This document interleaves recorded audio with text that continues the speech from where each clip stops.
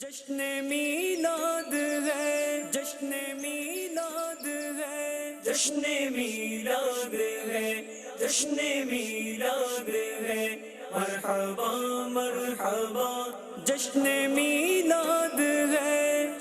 الحمدللہ رب العالمین والصلاة والسلام علی سید المرسلین، اما بعد فاعوذ باللہ من الشیطان الرجیم، بسم اللہ الرحمن الرحیم۔ الصلاة والسلام علیکہ یا رسول اللہ وعلی آلکہ واصحابکہ یا حبیب اللہ، الصلاة والسلام علیکہ یا نبی اللہ وعلی آلکہ واصحابکہ یا نور اللہ۔ مدنی چینل کے ناظرین، نبی کریم رؤوف الرحیم صلی اللہ تعالی علیہ وسلم کے ذکر خیر کے حوالے سے انشاءاللہ آج کا ہمارا سلسلہ ہوگا۔ ماہ میلاد ہے تو انشاءاللہ خوب ذکر مصطفیٰ کا سلسلہ ہوگا۔ ابتدا میں ہم درود پاک کی ایک فضیلت سنتے ہیں۔ چنانچہ نبی کریم رؤوف الرحیم صلی اللہ تعالی علیہ وسلم خود ارشاد فرماتے ہیں، زینوا مجالسکم بالصلاۃ علیہ فإن صلاتکم علیہ نور لکم یوم القیامہ، او کما قال، یعنی تم اپنی مجلسوں کو مجھ پر درود پاک پڑھ کر آراستہ کرو، ڈیکوریٹ کرو، کیونکہ تمہارا مجھ پر درود پاک پڑھنا تمہارے لیے نور ہوگا۔ مدنی چینل کے ناظرین، ہمیں کثرت سے درود پاک پڑھنے کا معمول بنانا چاہیے۔ صلو علی الحبیب صلی اللہ تعالی علی محمد۔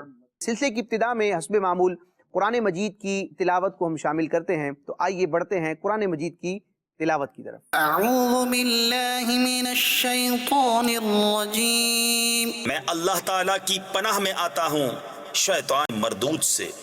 بسم اللہ الرحمن الرحیم، اللہ کے نام سے شروع جو نہایت مہربان رحم والا۔ یا ایہا الذین آمنوا اتقوا اللہ ولتنظر نفس ما قدمت لغد۔ اے ایمان والو، اللہ سے ڈرو اور ہر جان دیکھے کہ کل کے لیے کیا آگے بھیجا۔ واتقوا اللہ ان اللہ خبیر بما تعملون۔ اور اللہ سے ڈرو، بے شک اللہ کو تمہارے کاموں کی خبر ہے۔ ولا تكونوا كالذين نسوا الله فأنساهم أنفسهم۔ اور ان جیسے نہ ہو جو اللہ کو بھول بیٹھے تو اللہ نے انہیں بلا میں ڈالا کہ اپنی جانیں یاد نہ رہیں۔ أولئك هم الفاسقون۔ وہی فاسق ہیں۔ لا يستوي أصحاب النار وأصحاب الجنة۔ دوزخ والے اور جنت والے برابر نہیں۔ أصحاب الجنة هم الفائزون۔ جنت والے ہی مراد کو پہنچے۔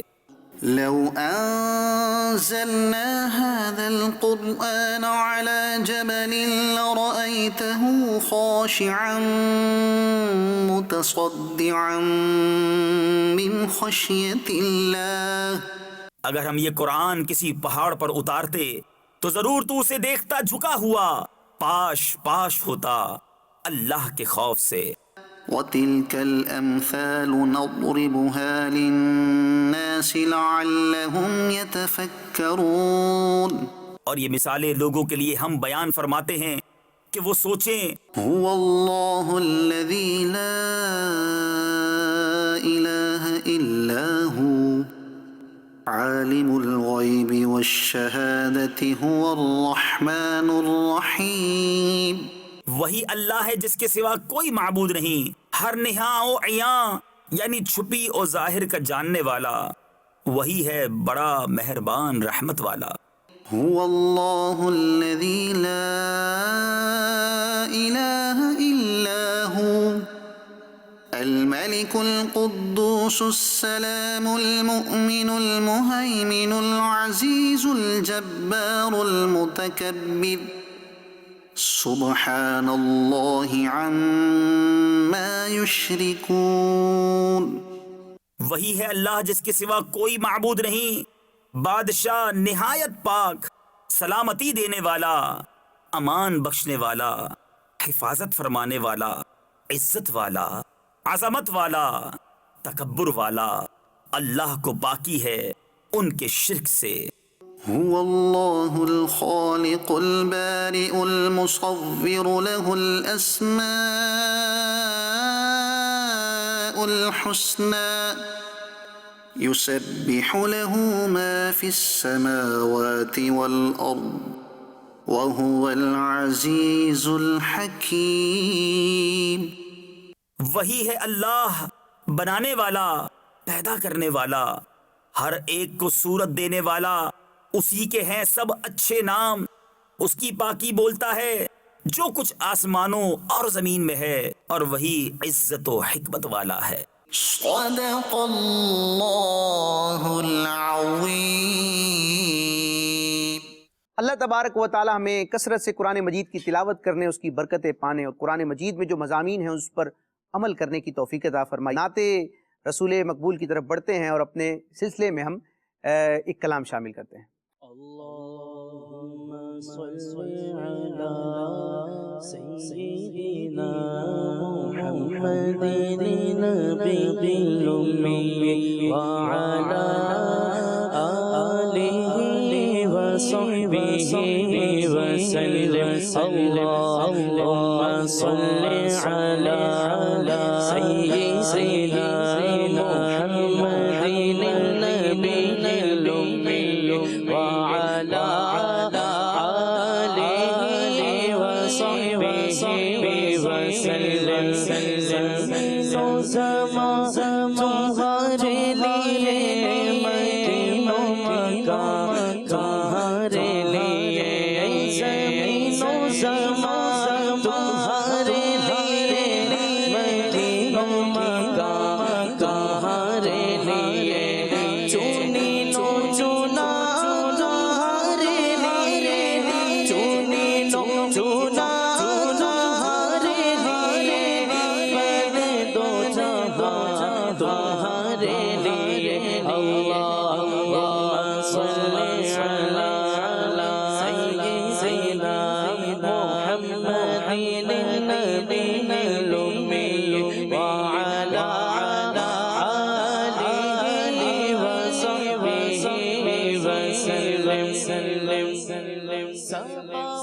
چلے چلے باغے بلے بلے پھول کھلے کھلے دن وہ بلے سبا وہ چلے چلے باغے بلے بلے پھول کھلے کھلے دن وہ بلے بلے باغے بلے سلام کھلے کھلے باغے بلے سلام کھلے کھلے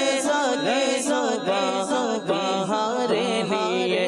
اللہم صلی علی سیدنا محمد النبی الأمی وعلی آلہ وصحبہ وسلم. اللہم صلی علی سیدنا محمد النبی الأمی وعلى آلہ وصحبہ وسلم. اللہم صلی وسلم وبارک علیہ. نور سے اپنے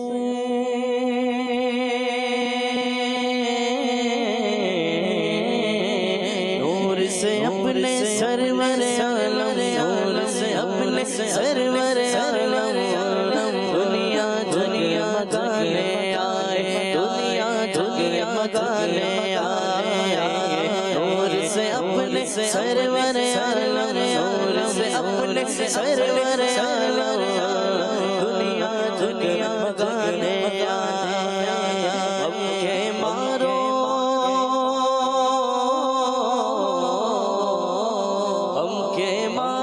دکھیاروں کے مارو دکھیاروں سینے سے لگانے آئے سینے سے لگانے آئے. نور نگاہ انبیاء نور نگاہ انبیاء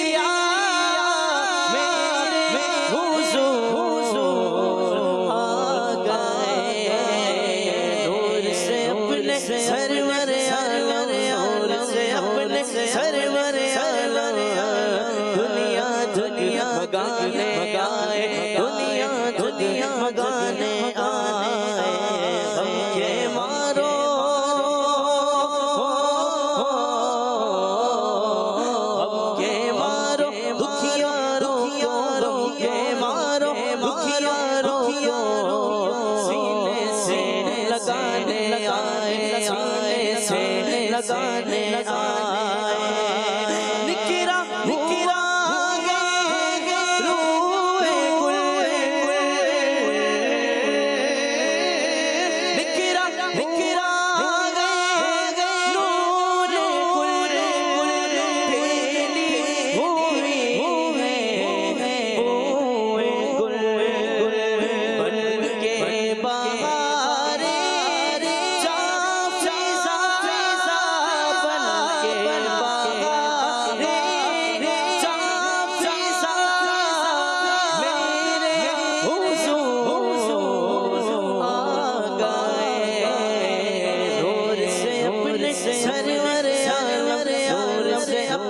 سرور آیا دنیا جگمگانے آئے دنیا جگمگانے آئے اشکوں سے بھر کر جھولیاں آنکھیں بچھا دو راہ میں اشکوں سے بھر کر جھولیاں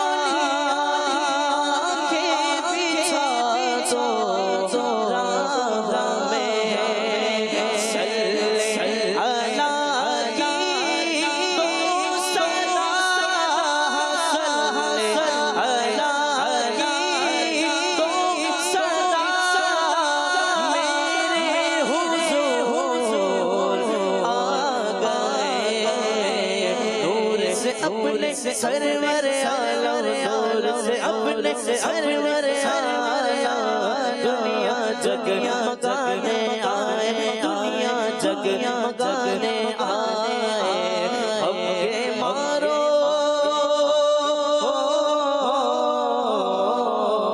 ہم کے مارو دکھیارو ہم کے مارو دکھیارو سینے سے لگانے لگانے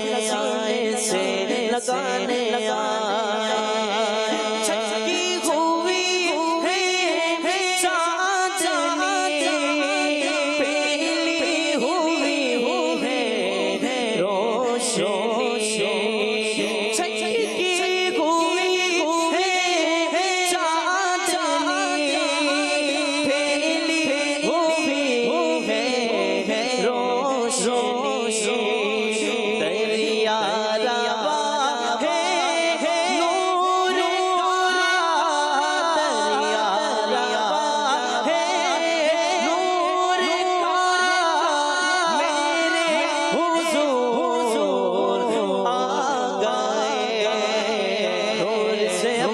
سرور عالم نور سے اپنے سرور آیا دنیا جگمگانے آئے دنیا جگمگانے آئے ہم کے مارو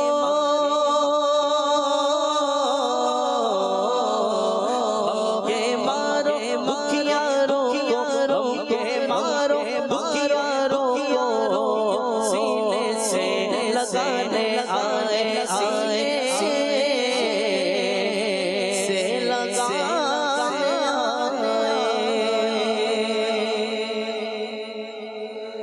الحمدللہ ساری دنیا ہی میں نبی کریم رؤوف الرحیم صلی اللہ تعالی علیہ وآلہ وسلم کی آمد اور ولادت اور میلاد کے حوالے سے خوشیوں کا ساماں ہے، اور آپ علیہ السلام کی سیرت طیبہ کو اس انداز میں قدرت کی طرف سے محفوظ کیا گیا ہے کہ بندہ مومن جب کلمہ پڑھتا ہے، ایمان لاتا ہے، پیارے آقا علیہ السلام کی غلامی کو اپناتا ہے، تو اب اس کی زندگی میں جتنے بھی نشیب و فراز ہوتے ہیں، ہر معاملے اور ہر موڑ پر اس کو پیارے آقا علیہ السلام کی مبارک زندگی سے سیکھنے کو ملتا ہے۔ مدنی چینل کے ناظرین، انسان کی عموماً دو حالتیں ہوتی ہیں، یا تو وہ حضر کی حالت میں ہوتا ہے یا سفر کی حالت میں ہوتا ہے۔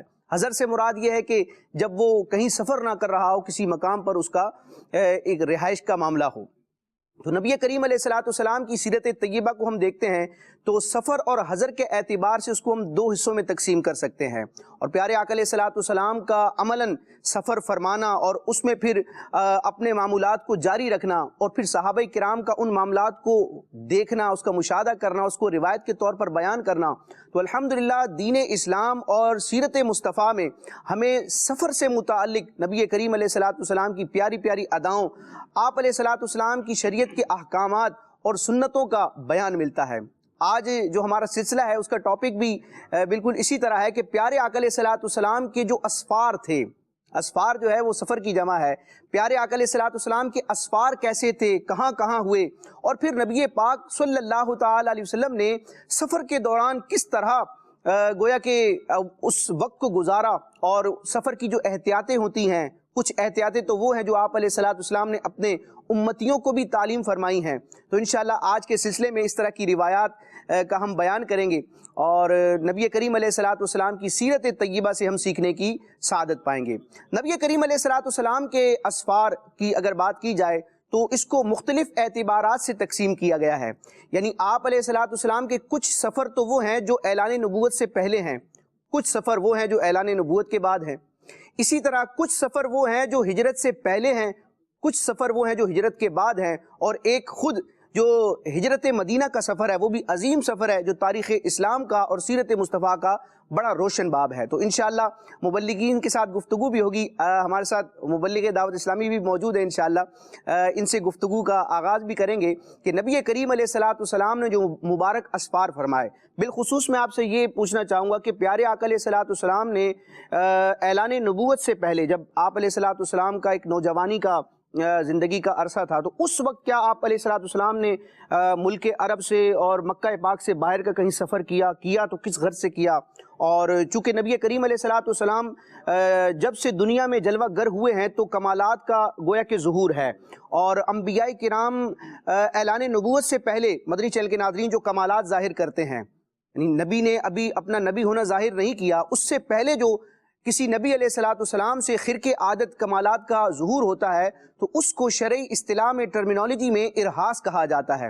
ویسے عموماً ہم معجزہ کہہ دیتے ہیں کہ پیارے آقا علیہ الصلوۃ والسلام کے بچپن کے معجزات، تو یہ ایک شرعی اصطلاح ہے جی سمجھنے کے لیے، تاکہ وہ معجزہ سمجھنے سے زیادہ قریب ہے جی، اس اعتبار سے کہ تو ویسے اگر اس کی شرعی اصطلاح دیکھی جائے تو وہ ارہاس ہوتا ہے۔ ان چیزوں سے بھی ہمیں واقف ہونا چاہیے، بہار شریعت کے پہلے حصے میں اس کی پوری تفصیلات موجود ہیں۔ تو ارہاس یعنی پیارے آقا علیہ الصلوۃ والسلام جب پیدا ہوئے، آپ علیہ الصلوۃ والسلام کا بچپنے کا جو زمانہ ہے، پھر نوجوانی کا عالم، پھر آپ نے جو سفر فرمائے تو اس دوران بھی کئی ایسے گویا کہ عجائبات کا ظہور ہوا، اور کئی اہل کتاب جنہوں نے آسمانی کتابوں میں نبی کریم علیہ الصلوۃ والسلام یعنی نبی آخر الزماں کی نشانیاں پڑھ رکھی تھیں، تو انہوں نے جب پیارے آقا علیہ الصلوۃ والسلام کے خد و خال کو دیکھا، آپ علیہ الصلوۃ والسلام کی عادات کو، آپ کے چہرہ انور کو دیکھا، تو وہ پہچان گئے کہ جس نبی کی خبر آسمانی کتابوں میں دی گئی تھی وہ کوئی اور نہیں بلکہ یہ محمد عربی صلی اللہ تعالی علیہ وسلم ہے۔ تو اس طرح کے واقعات اگر آپ ابتدا کریں گفتگو کی۔ نحمدہ ونصلی علی رسولہ الکریم، اما بعد فاعوذ باللہ من الشیطان الرجیم، بسم اللہ الرحمن الرحیم۔ سفر کے حوالے سے آپ نے کچھ تقسیم بندی نبی کریم صلی اللہ علیہ وسلم کے بیان کی، اعلان نبوت سے قبل، اعلان نبوت کے بعد، اور پھر اعلان نبوت کے بعد میں بھی قبل ہجرت، بعد ہجرت، اور ہجرت خود ایک سفر رہا۔ اعلان نبوت سے قبل جو نبی کریم صلی اللہ علیہ وسلم کے سفر ہوئے تجارت کی غرض سے، آپ کے ملک شام کی جانب آپ کے سفر ہوئے، ملک یمن کی طرف سفر ہوا، اور ایک سفر بحرین کی طرف بھی ملتا ہے کہ یہ نبی کریم صلی اللہ علیہ وسلم کے وہ سفر تھے، ابھی اعلان نبوت آپ نے نہیں فرمایا تھا، تجارت کی غرض سے سفر تھے۔ پہلا سفر جو ملک شام کا تھا، جب نبی کریم صلی اللہ علیہ وسلم کی عمر ظاہری اعتبار سے 12 سال کی تھی، تو ابو طالب کے ہمراہ آپ نے تجارت کی غرض سے ملک شام کی طرف سفر کیا، اور اس سفر میں نبی کریم صلی اللہ علیہ وسلم کے ساتھ جو واقعات ہوئے، اور جو ایک بہت بڑا واقعہ کہ آپ اس سفر میں تجارت کی غرض سے جا رہے تھے کہ بصرہ مقام جو تھا، یہاں کا ایک راہب تھا، اور اس پرانے زمانے میں جو عبادت گزار ہوتے تھے، جی عبادت گزار، جی پچھلی امت کے یہ عبادت گزار تھے، اور پچھلے نبی علیہ السلام کی یہ امتی تھے۔ انہوں نے نبی کریم صلی اللہ علیہ وسلم کے اس سفر کے دوران آپ کا قیام کرنا، آپ کا اٹھنا بیٹھنا، یہ سارے معاملات دیکھے۔ تو پچھلی کتابوں میں، توریت میں، انجیل میں نبی آخر الزمان محمد مصطفیٰ صلی اللہ علیہ وسلم کی جو نشانیاں تھیں، تو آقا کریم صلی اللہ علیہ وسلم کے ان معمولات کو دیکھتے ہی انہوں نے یہ پہچان لیا کہ یہ نبی آخر الزمان ہیں، یہ اللہ کے آخری نبی ہیں۔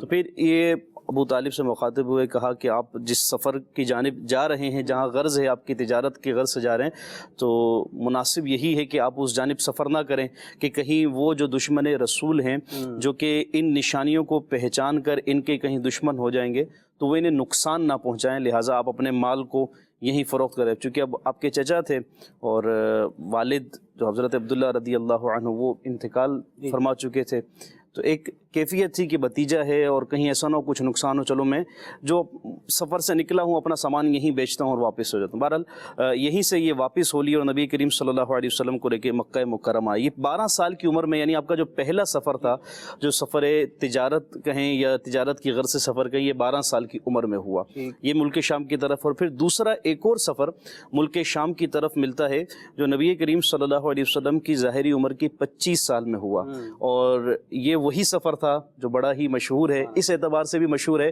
کہ ام المؤمنین حضرت سیدتنا خدیجۃ الکبریٰ رضی اللہ عنہا، ان کا اس سفر سے گہرا تعلق ہے، اس اعتبار سے کہ نبی کریم صلی اللہ علیہ وسلم تجارت کرتے تھے، آپ کا صادق اور امین ہونا، یہ آپ کی صدق و امانت اتنی زیادہ مشہور تھی کہ وہ لوگ جو مکہ مکرمہ کے رہنے والے تھے، ایون کہ اعلان نبوت کے بعد بھی جو کفار اور مشرکین آپ پر ایمان نہیں لاتے تھے لیکن آپ کی صدق و امانت کی گواہی دیتے تھے کہ یہ صادق و امین ہے، ان کے پاس امانت رکھائی جائے تو خیانت نہیں ہوتی، جو بات ان سے کہی جائے، جو گفتگو کرتے ہیں یہ سچ کہتے ہیں۔ یہاں پر علماء نے ذکر بھی کیا نا کہ نبی کریم علیہ السلام کا جو سراپا ہے، چہرہ انور ہے اور آپ کے اخلاق کریمہ ہیں، تو بالفرض اگر نبی کریم علیہ السلام کے نبی ہونے پر، آپ کے اللہ کا رسول ہونے پر بظاہر کوئی معجزہ اور دلیل نہ بھی نازل کی جاتی، بظاہر پیارے آقا علیہ السلام کوئی معجزہ ظاہر نہ بھی فرماتے، تو حضور علیہ السلام کا چہرہ انور جو ہے یہ آپ کی حقانیت کی دلیل تھی۔ جیسا کہ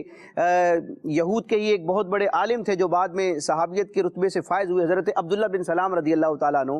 مدنی چینل کے ناظرین، یہ وہ عظیم صحابی ہیں، علماء نے ذکر کیا کہ قرآن مجید برہان رشید میں جن جن مقامات پر اہل کتاب کی تعریف کی گئی، یعنی وہ اہل کتاب جو پچھلی آسمانی کتابوں پر، پچھلے انبیاء پر ایمان لائے اور پیارے آقا علیہ السلام کے اعلان نبوت فرمانے کے بعد آپ علیہ السلام پر بھی ایمان لائے، یعنی وہ مسلمان ہوئے اور نبی پاک علیہ السلام کا انہوں نے کلمہ پڑھا، تو ان اہل کتاب کے جو فضائل قرآن مجید میں بیان کیے گئے ہیں، تو محققین مفسرین فرماتے ہیں کہ ایک قول کے مطابق ان تمام آیات کا شان نزول حضرت عبداللہ بن سلام اور ان کے ساتھ جو ان کے ساتھی تھے ان کے لیے ہے۔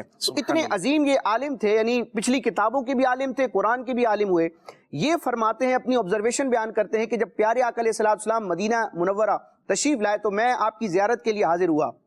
فرماتے ہیں فلما تبینت وجہہ، کہتے جب پہلی نظر میں نے پیارے آقا علیہ السلام کو دیکھا اور آپ کے رخ انور کو میں نے غور سے دیکھا، فلما تبینت وجہہ، جب پیارے آقا علیہ السلام کے چہرے انور کو بغور دیکھا، عرفت، میں جان گیا کہ ان وجہہ لیس بوجہ کذاب، کہ یہ چہرہ کسی جھوٹے کا نہیں ہو سکتا۔ تو مدنی چینل کے ناظرین، نبی کریم علیہ السلام کی عظمت و شان یہ ہے کہ رب تبارک و تعالی نے آپ کے چہرے انور میں ایسے انوار رکھے ہیں اور آپ علیہ السلام کی ذات اقدس سے ایسے کمالات کا ظہور ہوتا ہے کہ جن کی قسمت میں ایمان ہوتا ہے، سعادت مندی ہوتی ہے، وہ پیارے آقا علیہ السلام کے آگے جھک جاتے ہیں۔ سبحان اللہ۔ اچھا، یہ جو سفر رہا پہلا، اس میں جو اس راہب نے پہچانا اور کہا، تو اس میں کچھ واقعات بھی اسے مزید جو دیکھے تھے، اس میں تاریخ میں یوں ملتا ہے کہ یہ دیکھا کہ یہ جہاں تشریف فرما ہوتے ہیں بادل ان پر سایہ کرتا ہے۔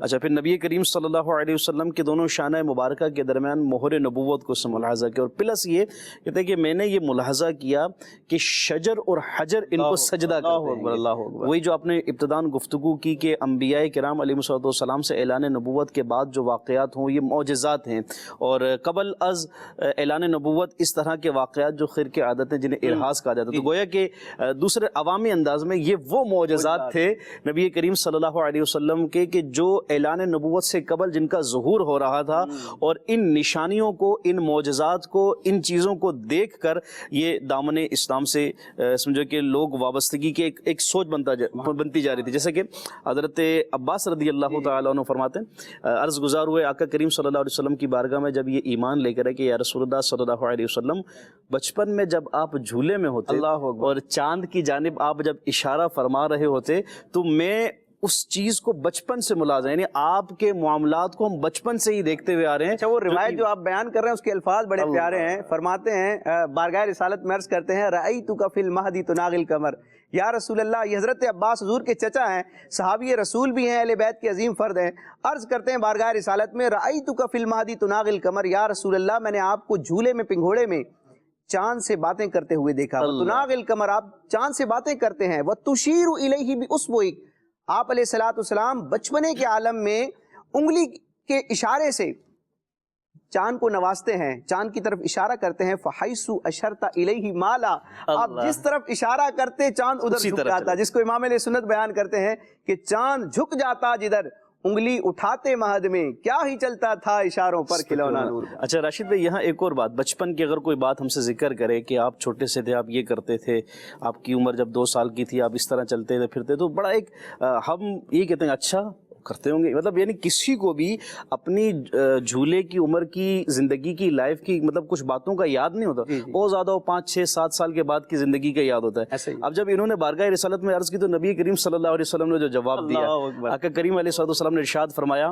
کہ اے چچا، میں چاند سے باتیں کر رہا ہوتا، چاند سے کھیل رہا ہوتا تھا، اور چاند مجھے گویا کہ بہلا رہا ہوتا تھا. پھر فرمایا کہ جب چاند عرش الہی کے نیچے سجدہ کرتا تو میں اس کی تسبیح کو بھی سنا کرتا تھا. سبحان اللہ. انی کنت احدثہ ویحدثنی ویلہینی عن البکاء واسمع وجبتہ حین یسجد تحت العرش. یہ الکلمات اتنے پیارے ہیں کہ جب پڑھتے ہیں تو ذوق ملتا ہے. الحمدللہ. جو نبی کریم صلی اللہ تعالیٰ علیہ وآلہ وسلم کے کمالات ہیں، اور آقا دو عالم صلی اللہ تعالیٰ علیہ وآلہ وسلم کی عظمت و شان میں سے اس چیز کا بیان بھی ہے کہ آقا دو عالم صلی اللہ تعالیٰ علیہ وآلہ وسلم اپنے بچپن کی باتوں کو بھی ایسا یاد رکھتے ہیں، اور کہیں اگر کوئی بھول کر رہا ہوتا اور آقا دو عالم صلی اللہ تعالیٰ علیہ وآلہ وسلم کے جو معاملات تھے، اب یہاں پر جو واقعہ بیان کیا گیا حضرت عباس رضی اللہ تعالیٰ عنہ والا، تو اس میں تو یوں نظر آتا ہے کہ بھولے تو نہیں ہیں، ایک جہت کو بیان کیا ہے جو انہیں معلوم ہے،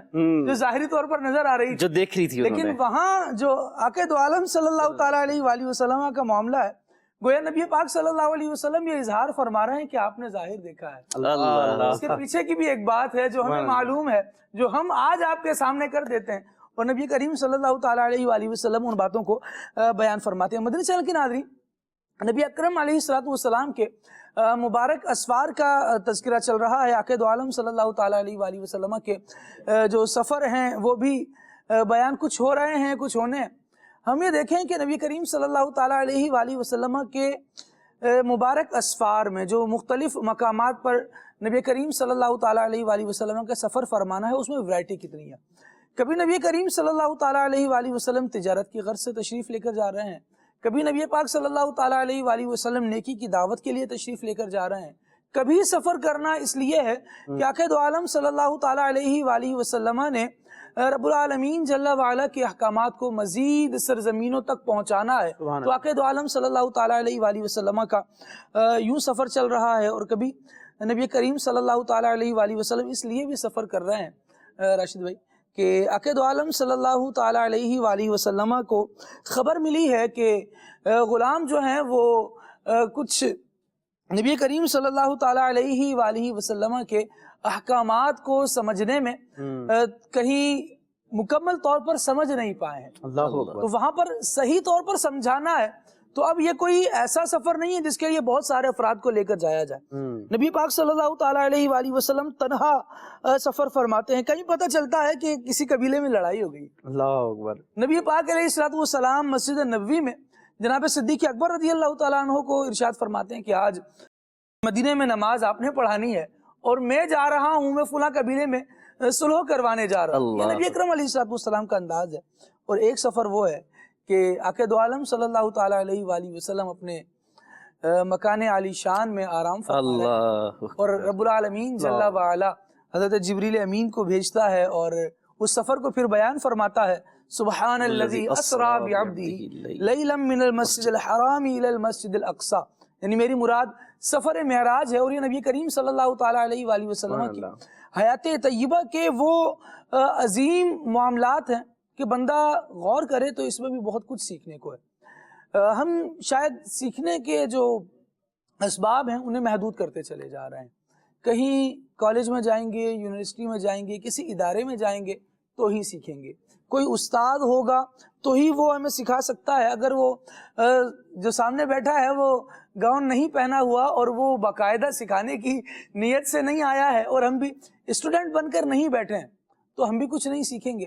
یہ والا انداز جو ہے نا، یہ یوں سمجھیں کہ انسان کو بہت ساری چیزوں سے محروم کر دیتا ہے۔ نبی پاک علیہ الصلوۃ والسلام کا نبوت کا اعلان فرمانے سے پہلے جو سفر کرنا ہے، کتنے مشاہدات تو ایسے ہیں جو نبی کریم صلی اللہ تعالیٰ علیہ وآلہ وسلم نے ان اسفار میں فرما لیے، چاہے وہ نبی کریم صلی اللہ تعالیٰ علیہ وآلہ وسلم کے تجارتی اسفار ہوں، ملک شام کی طرف سفر ہو جو پہلا سفر نبی پاک علیہ الصلوۃ والسلام نے کیا، دوسرا سفر ہو یا طائف کی طرف سفر ہو۔ میں چاہوں گا راشد بھائی، نبی پاک علیہ الصلوۃ والسلام کے یہ جو سفری مشاہدات ہیں اور ان کے تجربات کے حوالے سے نبی پاک علیہ الصلوۃ والسلام کے جو ارشادات ہیں، جو تربیت کرتے تھے صحابہ کی، اس حوالے سے کچھ ارشاد فرمائیں۔ سبحان اللہ۔ نبی کریم رؤوف الرحیم صلی اللہ تعالی علیہ وسلم، جن کو رب تبارک و تعالیٰ نے علوم غیبیہ سے بھی سرفراز فرمایا اور لوگوں کے ظاہر کے ساتھ ساتھ ان کے باطن پر بھی مطلع فرمایا، لیکن اس کے باوجود پیارے آقا علیہ الصلوۃ والسلام مختلف اغراض کے تحت سفر فرمایا کرتے تھے۔ اور خالد بھائی، سفر ایسی چیز ہے جو انسان کو بہت کچھ سکھاتی ہے۔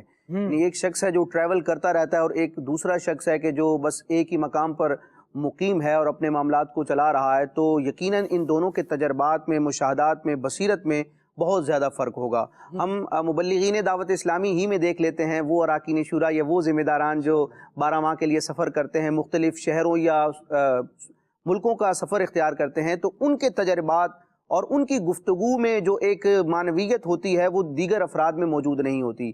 تو سفر جو ہے، اس کو وسیلہ ظفر کہا گیا ہے، دنیا اور آخرت کی کامیابیوں کا گویا کہ یہ ایک پیش خیمہ ہوتا ہے، اگر شریعت اور قرآن و سنت کی ہدایات اور تعلیمات اور اجازت کے ساتھ جائز سفر کیے جائیں۔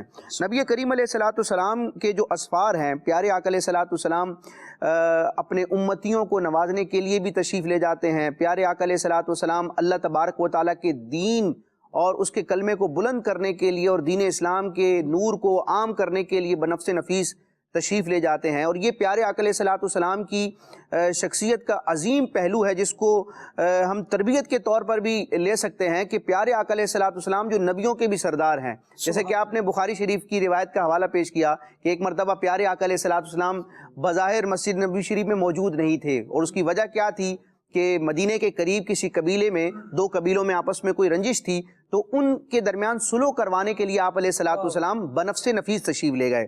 تو ہمیں بھی اس سے درس ملتا ہے کہ اگر ہم کسی رینک پر ہیں، کسی منصب پر ہیں، بعض اوقات خالد بھائی لوگوں نے اپنے منصب کو، اپنے رینک کو، اپنے عہدے کو اپنے لیے خواہ مخواہ میں مجبوری بنایا ہوتا ہے کہ میں چونکہ بڑے مرتبے پر ہوں، میری یہ پوزیشن ہے، سیٹ ہے، میں جاؤں گا تو شاید میری کسر شان ہوگی یا مجھے زیب نہیں دیتا، اور پھر وہ احکامات ہی جاری کیے جاتے ہیں۔ تو بعض حالات اور معاملات ایسے ہوتے ہیں یا بعض شخصیات ایسی ہوتی ہیں کہ کسی قاصد کو بھیجنا وہ کام نہیں کرتا جو انسان کا بذات خود جانا ہوتا ہے۔ آپ دیکھیں امیر اہل سنت بھی اپنے مریدین کی، متوسلین کی اصلاح فرماتے ہیں، تو بعض اوقات کسی واسطے اور وسیلے سے پیغام آتا ہے، اور بعض اوقات وہ معاملے کی نزاکت ایسی ہوتی ہے یا سامنے والے کی دلجوئی کرنا بھی مقصود ہوتا ہے، تو امیر اہل سنت براہ راست گویا کہ ان سے ہم کلام ہوتے ہیں۔ تو نبی پاک علیہ الصلوۃ والسلام کی سیرت طیبہ، خواہ وہ مکی زندگی ہو، مدنی زندگی ہو، میں یہ چیز ملتی ہے کہ آپ علیہ الصلوۃ والسلام موقع کی نزاکت کے مطابق اپنے غلاموں کو خود بھی نوازنے کے لیے تشریف لے جاتے ہیں، ورنہ اگر پیارے آقا علیہ الصلوۃ والسلام خلفائے راشدین میں سے یا عظیم صحابہ میں سے کسی صحابی کو بھیج دیتے تو معاملہ حل ہو سکتا تھا، لیکن آپ علیہ الصلوۃ والسلام خود تشریف لے گئے۔ پھر آپ نے طائف کے سفر کی بات کی، یہ انتہائی، یعنی جب اس کا ہم ذکر پڑھتے ہیں تو مومنین کے دل بڑے رنجیدہ بھی ہو جاتے ہیں کہ نبی کریم علیہ الصلوۃ والسلام جو رحمت للعالمین ہیں، اور وہ ایک شعر بھی یاد آتا ہے نا، تیری وحشتوں پہ اے دل مجھے کیوں نہ آ رہا ہے، تو انہی سے دور بھاگے جنہیں تجھ پہ پیار آئے۔ نبی کریم علیہ السلام طائف کا سفر کیوں کر رہے ہیں؟ یعنی غرض کیا ہے کہ مکے والے جو ہیں وہ ایمان لانے کے حوالے سے پس و پیش کا شکار ہیں، تو پیارے آقا علیہ الصلوۃ والسلام نے ایک مایوسی والی ان میں کیفیت دیکھی، تو آپ علیہ الصلوۃ والسلام طائف والوں کو نوازنے کے لیے خود تشریف لے جاتے ہیں اور آپ کے غلام حضرت زید بن حارثہ رضی اللہ تعالیٰ عنہ بھی ساتھ ہیں. تو اب جب آپ دعوت حق پیش کرتے ہیں اور وہاں پر جو عرب کے بڑے رؤساء تھے یعنی جو مالدار افراد تھے وہ طائف میں رہا کرتے تھے، اور روایتوں میں آتا ہے کہ 3 بھائی تھے وہ بڑے مطلب مشہور تھے ثروت کے حوالے سے بھی، اور ان کا ایک جاؤ حشمت تھا بظاہر.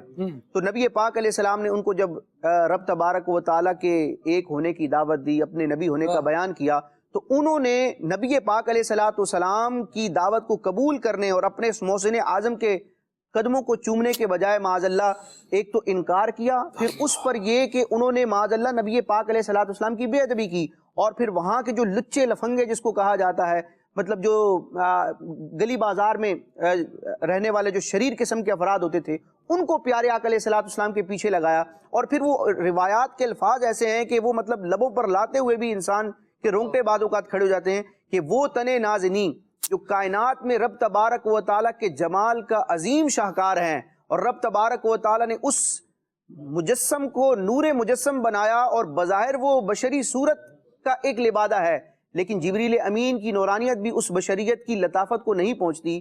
تو ان سنگ دلوں نے پیارے آقا علیہ السلام پر سنگ باری کی، اور کس طرح معاملہ ہوا. لیکن اس کے باوجود ہم دیکھتے ہیں کہ نبی کریم علیہ السلام نے جو ایک بدلہ اور ریونج ہوتا ہے اپنی ذات کے لیے بدلہ لینا، وہ آپ نے نہیں فرمایا. حالانکہ رب تبارک و تعالیٰ کی طرف سے فرشتہ آتا ہے اور وہ عرض کرتا ہے کہ آپ کا بس حکم ہو تو ان کو 2 پہاڑوں کے درمیان گویا کہ نیست و نابود کر دیا جائے، ان پر پہاڑ ڈھا دیا جائے. لیکن چونکہ نبی کریم علیہ السلام رحمت للعالمین ہیں، آپ نے آئندہ کی پیشن گوئی فرمائی کہ اگرچہ اب موجودہ طائف کے لوگ تو ایمان نہیں لا رہے، لیکن ان کی نسلیں جو ہیں وہ میرا کلمہ پڑھیں گی. اور آج دنیا دیکھتی ہے کہ الحمدللہ طائف آج وہ مقدس سرزمین ہے جہاں اسلام کے جھنڈے گڑے ہیں.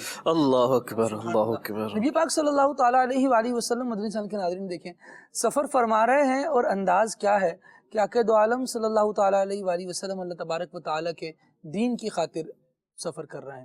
ہماری زندگی میں بھی شاید بہت سارے سفر ہوں گے، ہم نے بہت سارے کام کیے ہوں گے، بہت ساری جگہیں دیکھی ہوں گی، بلکہ ایسا بھی ہوتا ہے کہ کبھی دوستوں میں بیٹھے ہوں اور کسی جگہ کا تذکرہ چھڑ جائے کہ آپ فلاں جگہ گئے، اگر نہیں گئے ہوتے تو دل میں شوق پیدا ہوتا ہے یار جانا چاہیے. جب میرے ساتھ میں رہنے والا بندہ پہنچ گیا ہے تو پھر میں کیوں نہ جاؤں، میں بھی سفر کرتا ہوں. اور پھر بندہ زیادہ سفر لیتا ہے، تیاریاں کرتا ہے، اور چلو بھائی اب کی چھٹیاں کچھ آنے دو تو پھر ہم بھی وہیں پہنچیں گے. تو یوں پہنچ رہے ہوتے ہیں لوگ. لیکن ہم ذرا یہ بھی غور کرتے چلے جائیں کہ سید عالم صلی اللہ تعالیٰ علیہ وآلہ وسلم یہ مشقتوں برے سفر اختیار فرما رہے ہیں کس کے لیے؟ یقیناً یہ اللہ تبارک و تعالیٰ کے دین کے لیے، اس کا پیغام عام کرنے کے لیے، اس کے دین کی باتوں کو لوگوں تک پہنچانے کے لیے. کیا ہم نبی کریم صلی اللہ تعالیٰ علیہ وآلہ وسلم کی اس مبارک ادا کو اپناتے ہوئے اللہ کی راہ میں سفر کرنے کے ذہن رکھتے ہیں؟ اگر نہیں رکھتے تو ذہن بنائیے، اور سید عالم صلی اللہ تعالیٰ علیہ وآلہ وسلم کی مبارک سیرت سے اس پیغام کو بھی قبول کیجئے کہ آقا دو عالم صلی اللہ تعالیٰ علیہ وآلہ وسلم اللہ کے دین کے لیے سفر کرنے والے تھے. ہم بھی اپنی زندگیوں میں یہ معاملہ لائیں کہ نیکی کی دعوت کے لیے، اللہ تبارک و تعالیٰ کے دین کی باتوں کو عام کرنے کے لیے، نبی پاک علیہ السلام کے سنتیں سیکھنے کے لیے، لوگوں کو سکھانے کے لیے سفر کریں. مدنی چینل کے ناظرین، میں دعوت فکر یہاں پر دینا چاہوں گا، غور کی دعوت آپ کے سامنے پیش کرتا ہوں. کبھی ان علاقوں میں سفر کیجئے جو دیہی علاقے کہلاتے ہیں یا شہروں سے دور دراز کے علاقے کہلاتے ہیں. اس طور پر تو بہت اچھا لگتا ہے کہ وہاں کی ہوا بہت اچھی ہے، پولوشن نہیں ہے، اور صبح کا چڑھتا سورج بندہ اچھے انداز سے دیکھ پاتا ہے، رات کو آنے والے تارے جو ہیں وہ پوری اپنی ٹمٹماہٹ لوگوں کو دکھا رہے ہوتے ہیں. لیکن ان کے علاوہ ایک اور بھی تو کام ہے. وہاں کے لوگ نبی کریم صلی اللہ تعالیٰ علیہ وسلم کے دین کو کتنا جانتے ہیں. شہر میں رہنے والوں کے ہی ان کی بھی بات کر لیں تو یہ بھی کوئی خاص نہیں جانتے. بیسکلی بات پتہ ہے کیا نکلے گی؟ مورل یہ نکلے گا کہ ہم نے اپنی ساری زندگی میں دین کو وقت کتنا دیا ہے. नबी करीम सल्लल्लाहु ताला अलैहि वसल्लम का जो मामला है, उठना बैठना चलना फिरना, ये सहाबे कराम अलैहिम रिदवान की तरबियत के लिए था और वहाँ वक्तन फ़वक्तन तरबियत फरमा रहे होते, बल्कि सफ़र भी कर रहे हैं। तो आगे इंशाल्लाह इस मौजू को भी हमने लेना है कि नबी करीम सल्लल्लाहु अलैहि वसल्लम सहाबा को सफ़र के अज़कार बता रहे होते कि दौरान सफ़र अगर अल्लाह तबारक व तआला का नाम लेते रहोगे, इस तरह से सफ़र करोगे तो ये तुम्हें फ़वाइद नसीब होंगे। लेकिन हम जहाँ कहीं सफ़र करके जा रहे होते हैं तो जब सफ़र किया हमने, हम दीन से कितना करीब हुए, जहाँ पहुँचे वहाँ के लोगों को दीन से कितना करीब किया, क्या बात हमने ऐसी की कि जो अल्लाह तबारक व तआला के दीन के पैगाम को आम करने वाली हो। जहन बनाने की बात है, काम कोई मुश्किल नहीं है। लोग पहुँचते हैं कहीं भी तो ज़मीन को देखकर अपने कारोबार के अंदाजे लगा रहे होते हैं कि यार यहाँ पर क्या होना चाहिए, यहाँ से कोई बंदा ऐसा हो ना जो लिंक में आ जाए तो ये वाली फसल यहाँ काश्त होती है, मुझे सस्ती पड़ जाएगी, ये वाला काम यहाँ होता है। बहुत सारे इलाके ऐसे हैं जो दस्तकारी के हवाले से मशहूर हैं, घर हाथ से जो चीज़ें बनाई जाती हैं उनके हवाले से मशहूर हैं और बहुत मशहूर हैं। कोई इलाका है वो जूते की सनत पे मशहूर है, हैदराबाद है जैसे, वो चूड़ी की सनत पे मशहूर है। तो एक जहन बनता है कि यार यहाँ पर मेरा कुछ इस किस्म का कोई सिस्टम बैठ जाए तो आसानी हो जाएगी। नबी पाक सल्लल्लाहु ताला अलैहि वसल्लम के असफार का हम मामला देख रहे हैं।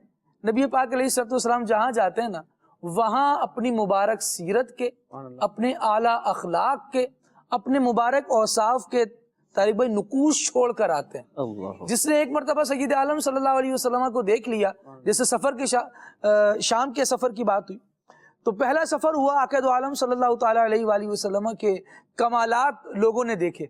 अब वहाँ के लोग भी मुंतज़िर हैं कि वो अब दोबारा कब आएंगे। सय्यद आलम सल्लल्लाहु ताला अलैहि वसल्लम का दूसरा सफ़र हो तो कहीं सफ़र में भी पहुँचे हैं तो लोगों पर बोझ नहीं बने हैं, बल्कि ये रहमतुल लिल आलमीन ऐसे हैं और इनकी रहमतुल लिल आलमीन की शान वो है कि ये जहाँ पहुँच जाते हैं अपनी रहमत से नवाज कर आते हैं, इससे अता करके आते हैं। मैं चाहूँगा दूसरा जो सफ़र शाम तारिक भाई हुआ नबी करीम सल्लल्लाहु ताला अलैहि वसल्लम का, उसको बयान फरमाया, उसके हवाले से कुछ बातें अगर बयान कीजिए। नबी करीम सल्लल्लाहु अलैहि वसल्लम का मुल्क शाम की जानिब जो दूसरा सफ़र जिसकी कुछ गुफ्तगू हमने की कि सय्यदतुना खदीजतुल कुबरा रदियल्लाहु अन्हा इनके सबब से हुआ। और इसका बैकग्राउंड ये था कि सय्यदतुना खदीजतुल कुबरा रदियल्लाहु अन्हा चूँकि एक मालदार खातून थी, माल की कसरत थी, इन्हें ऐसा फ़र्द चाहिए था कि जो इनके माल को सामान तिजारत को ले जाकर मुल्क शाम में फ़रोख्त करे। नबी करीम सल्लल्लाहु अलैहि वसल्लम का इन्होंने इंतखाब किया, सादिक़ व अमीन होना। आका करीम अलैहिस्सलाम का ये वस्फ़ ऐसा था और ये खूबी ऐसी थी कि मक्का मुकर्रमा के रहने वाले इस खूबी से बाखबर थे। तो इन्होंने बारगाह रिसालत में अर्ज़ की कि आप जो है सफ़र में जाएं और मेरे सामान को लेकर जाएं, और जो मजदूरी बनती है, बल्कि उन्होंने एक दुगनी ऑफ़र की कि मैं डबल दूंगी, जो दीगर को दे दें उससे मैं आपको दुगना दूंगी। बहरहाल नबी करीम अलैहिस्सलाम का ये सफ़र हुआ और इस सफ़र में हज़रत सय्यदतुना खदीजतुल कुबरा रदियल्लाहु अन्हा ने अपना एक ग़ुलाम भी नबी करीम अलैहिस्सलाम के हमरा कर दिया, ग़ुलाम ख़ास जिनका मैसरा नाम था। तो ये नबी करीम अलैहिस्सलाम के साथ इस सफ़र में थे। आका करीम अलैहिस्सलाम मुल्क शाम पहुँचे तो अभी इस सफ़र में ही थे कि एक राहिब थे और नस्तूरा नाम के। अब ये जब मुलाकात होती है, वही पहले सफ़र में जैसे एक राहिब ने देखा, अलामात देखी, आपका उठना बैठना देखा, तो इसी तरह हुआ कि आका करीम अलैहिस्सलाम एक दरख्त के नीचे आप तशरीफ़ फरमा हुए। तो अच्छा, ये राहिब जो है मैसरा के बहुत करीब था और आपस में इनका गहरा एक ताल्लुक़ भी था। तो उसने ग़ुलाम को बुलाया, कहा कि ये कौन है, अब जो सफ़र में तुम्हारे साथ हैं ये कौन है और ये यहाँ क्यों बैठे हैं? मैसरा ने कहा कि ये मोहम्मद बिन अब्दुल्ला हैं, बनु हाशिम के चश्मो चराग हैं।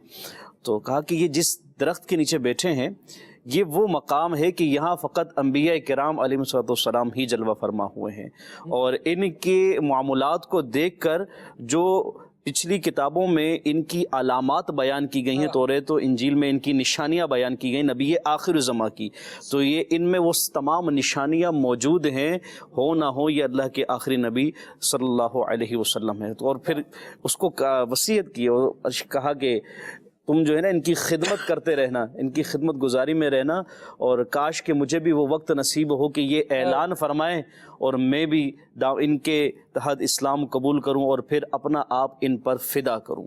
تو یہ ایک کیفیت تھی، اور نبی کریم صلی اللہ علیہ وسلم کے سفر کی، پہلا سفر ہو ملک شام کا یا دوسرا سفر ہو، یا پھر یمن کی جانب آپ کے سفر ہوئے جہاں یہ بھی تجارت کی ہی غرض سے تھے، ایک کے بعد دو سفر یمن کی جانب سیدتنا خدیجہ الکبریٰ رضی اللہ عنہ کے ہی سامان کو فروخت کرنے کے لیے آقا کریم علیہ السلام کے یہ سفر ہوئے۔ تو ان سفر کے درمیان جیسا آپ نے کہا نا، ایک سفر ہو چکا تو وہ دوسرے کے منتظر ہے کہ وہ کمالات اور وہ نشانیاں جو انہوں نے اپنی کتابوں میں پڑھی تھیں اور جو اوصاف نبی کریم علیہ السلام کے بیان کیے گئے تھے، جو یہ دیکھتے تو وہ شوق اور محبت بڑھتا چلا جاتا اور وہ آقا کریم علیہ السلام کے سمجھے کہ دیوانے ہوتے چلے جاتے۔ اللہ کریم پیارے آقا علیہ السلام جہاں تشریف لے جاتے تو بعد میں ان سے متعلق گویا کہ ان کی خیر خبر لینا، اس طرح کے بھی معاملات تھے۔ اعلان نبوت سے پہلے آپ علیہ السلام کا ایک تجارتی سفر بحرین کی طرف ہوا تھا، تو اس کے مختلف شہروں میں آپ علیہ السلام کا جانا ہوا، آپ نے ان علاقوں والوں کو نوازا۔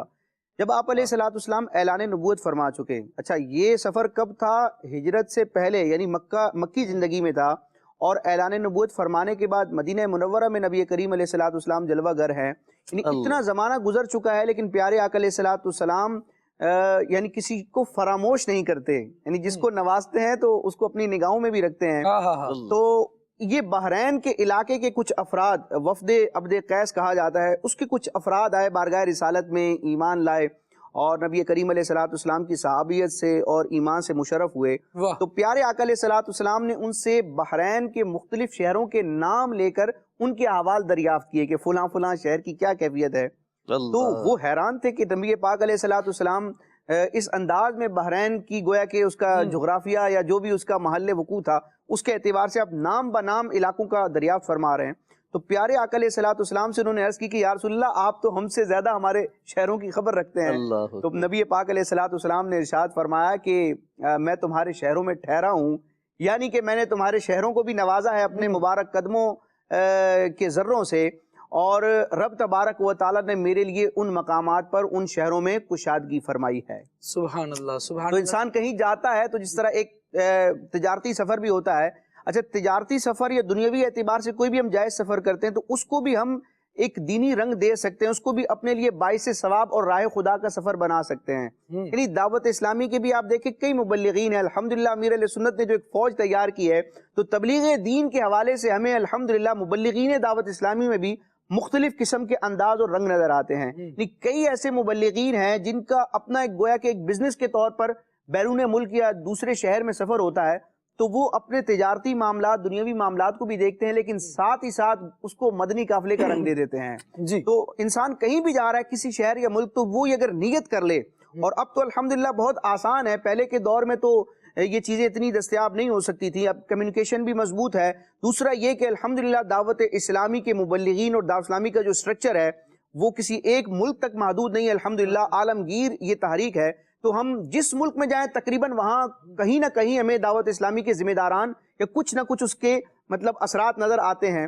تو ہمیں جہاں بھی سفر کرنا ہو، یہ کاش بندہ ذہن بنا لے کہ مدنی مرکز کے ذریعے، ذمہ داران کے ذریعے وہاں کے اسلامی بھائیوں سے، مقامی افراد سے اگر رابطہ ہو جائے تو جتنے دن وہاں پر اسٹے ہے، وہاں رہ کر جو رب تبارک و تعالیٰ نے ہمیں علم عطا فرمایا، امیر علیہ سنت کی صحبت سے، دعوت اسلامی کے ماحول کی برکت یا مدنی قافلوں کے سفر سے جو کچھ سیکھا، تو ان کو آگے پہنچانے کے لیے، کیونکہ بظاہر ہم ایک یہ سوچ ہوتی ہے کہ جو مذہبی وضاقتہ رکھنے والا ہے بس اسی کا کام ہے کہ وہ تبلیغ دین کریں۔ تو یاد رکھیں ہر مومن ہی مبلغ ہے۔ بلغوا انی ولو آیا، میری طرف سے پہنچا دو اگرچہ ایک آیت ہو۔ اس آیت مبارکہ کے تحت حکیم الامت مفتی احمد یار خان نعیمی رحمۃ اللہ تعالی علیہ بیان فرماتے ہیں کہ ہر شخص، ہر مسلمان اپنے علم کی بقدر، یعنی جتنا اس کو علم ہے اس علم کے مطابق وہ مبلغ ہے، کہ یہ ایک گویا کہ ایمانی فریضہ بھی ہے، اور یہ ایک امانت ہے امت کی کہ جو علم دین مجھے حاصل ہوا تو میں بوقت ضرورت اپنے مسلمان بھائیوں کو بھی اس سے فیض پہنچاؤں۔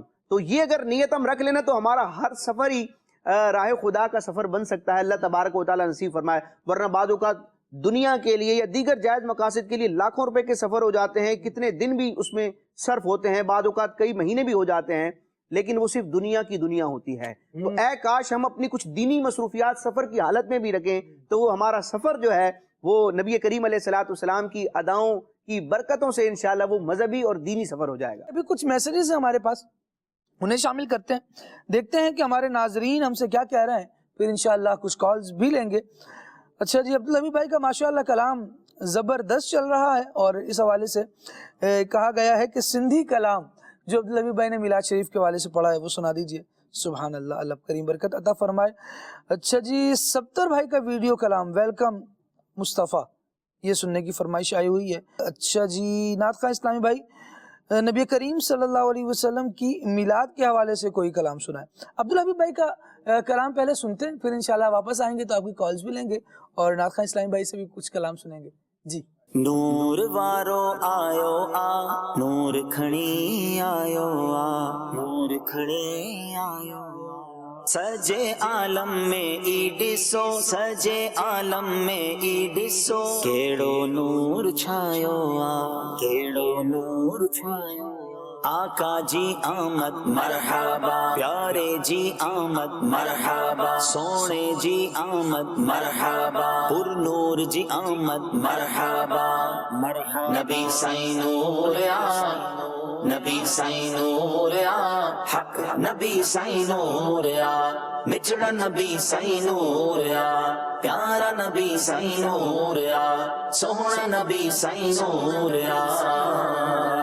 شان رسالت مولا جانے بے طاقت نہ ہے، شان رسالت مولا جانے بے طاقت نہ ہے. مالک جو محبوب محمد، مالک جو محبوب محمد، کونے کے کھاں دور. نبی سائیں نور آ، نبی سائیں نور آ، حق نبی سائیں نور آ، مچڑا نبی سائیں نور آ، پیارا نبی سائیں نور آ، سوہنا نبی سائیں نور آ. پیدا تھیندے محمد جے پیا پتھر پرن صلاتوں، پیدا تھیندے محمد جے پیا پتھر پرن صلاتوں. ملک فلک بھی گائن دم دم نور نبی اجونا تو، ملک فلک بھی گائن دم دم نور نبی اجونا تو.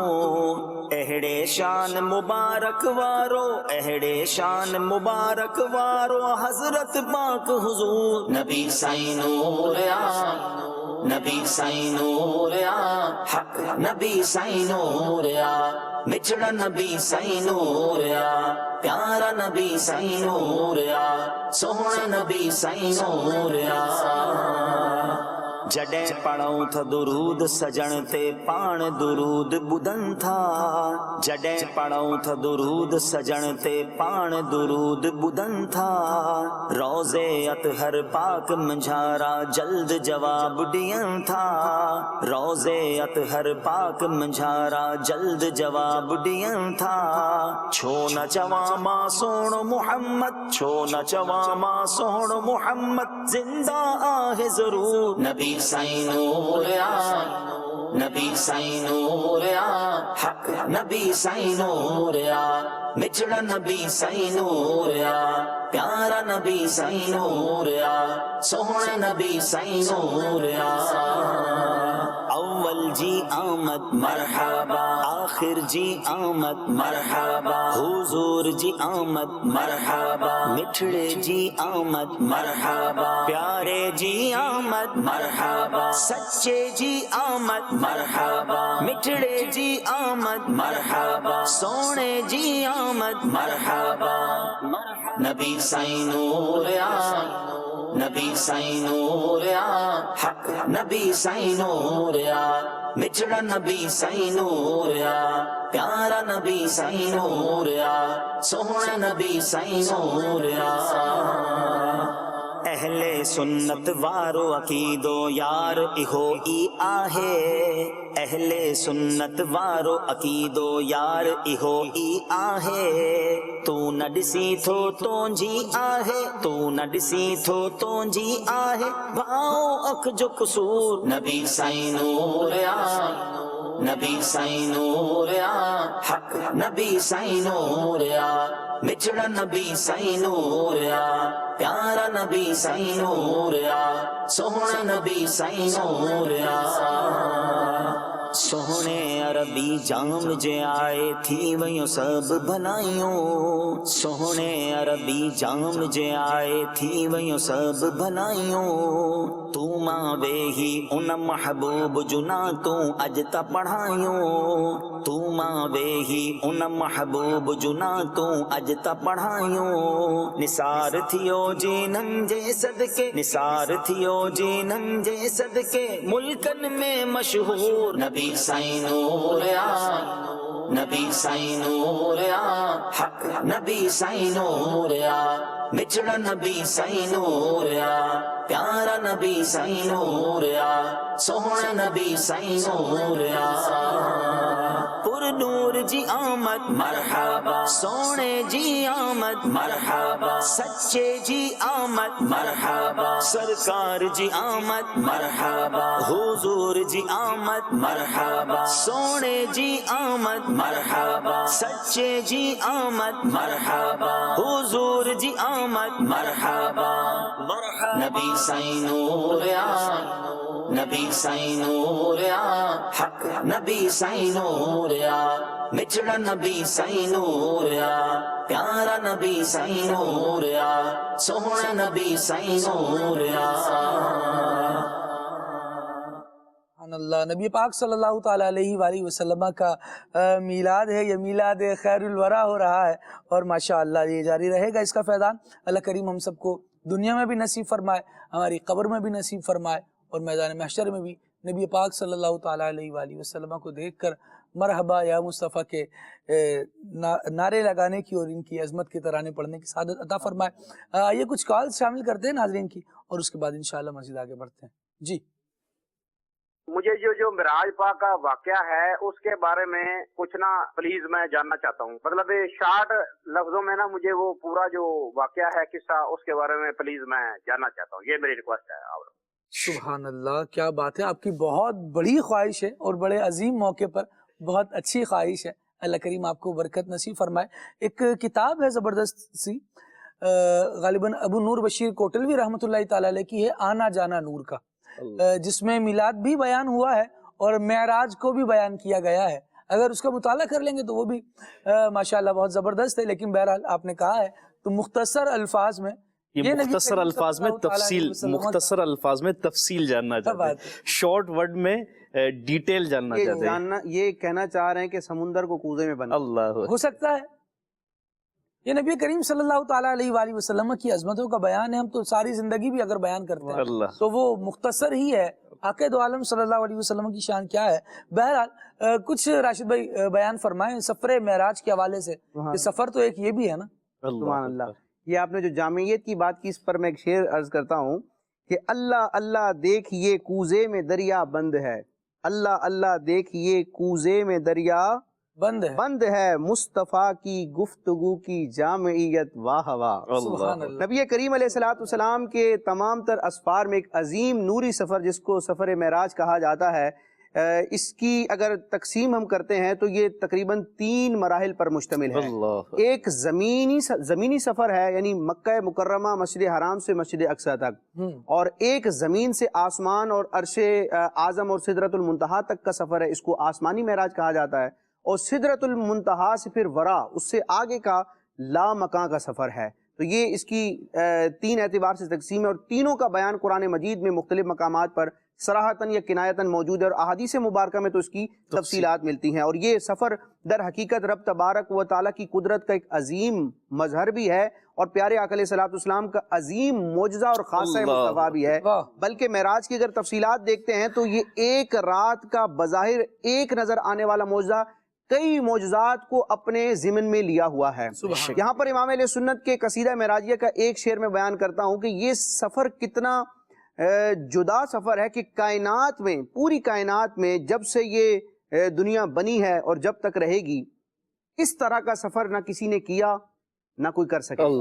کہ سفر کے جو لوازمات ہوتے ہیں خالد بھائی، اس اعتبارات سے دیکھا جائے تو انسان جب سفر کرتا ہے تو ایک سوال ذہن میں ہوتا ہے کہ کہاں جا رہے ہو، کس مقام پر جا رہے ہو، کب جا رہے ہو، کیسے جا رہے ہو، سفر میں تمہارے ساتھ ہے کون. یعنی اس طرح کی کچھ چیزیں ہوتی ہیں کہ آپ کے ساتھ آپ کا پارٹنر کون ہوگا، کس مقام پر جا رہے ہو، اسٹے کب تک ہے، کس طرح جائیں گے، بائی ایئر جائیں گے، بائی روڈ جائیں گے. لیکن معراج کا سفر ان تمام تر ظاہری دنیاوی اسفار کے لوازمات سے خالی ہے. امام علیہ سنت فرماتے ہیں خرد سے کہہ دو کہ سر جھکا دے، خرد سے کہہ دو کہ سر جھکا دے، گماں سے گزرے گزرنے والے پڑے ہیں یہاں خود جہد کو لالے، کسے بتائے کدھر گئے تھے. کیوں کہ سراغ عین و متا کہاں تھا، نشان کیف و الا کہاں تھا، نہ کوئی راہی نہ کوئی ساتھی، نہ سنگ منزل نہ مرحلے تھے. سنگ منزل کہا جاتا ہے، وہ آپ نے دیکھا ہوگا بڑے روڈ پر جب ہم جاتے ہیں ہائی وے وغیرہ پر تو مختلف مقامات پر ایک پتھر لگا ہوتا ہے، صحیح، اس پہ لکھا ہوتا ہے کہ یہ فلاں علاقہ ہے، یا اتنے کلومیٹر سفر آپ طے کر چکے ہیں، یا مزید فلاں مقام کے لحاظ سے اتنا ابھی سفر باقی ہے، تو اس کو سنگ منزل کہا جاتا ہے. اچھا، اسی طرح پرانے دور میں جو اسفار ہوتے تھے تو مختلف مقامات پر مسافروں کے رہنے کے لیے، رات گزارنے کے لیے سرائے ہوتے تھے. صحیح. اچھا، اسی طرح ہم جب سفر کرتے ہیں تو ایک ہمارا ساتھی ہوتا ہے، یعنی جس کا سفر ہمارے ساتھ اس طور پر ہوتا ہے کہ اس کا اور ہمارا رستہ بھی ایک ہے، منزل بھی ایک ہے. صحیح. اور بعض اوقات ایسا ہوتا ہے کہ اس رستے پر ہمیں کئی افراد ملتے ہیں کہ رستہ تو ایک ہے لیکن منزلیں جدا ہیں. تو ایک کو آپ ساتھی کہہ لیں جس کی منزل اور راستہ بھی ایک ہے، اور ایک راہی راہ گزر ہے کہ راہ گزر سے ایک گزرنے والا شخص ہے کہ راہ ایک ہے، منزلیں جدا ہیں.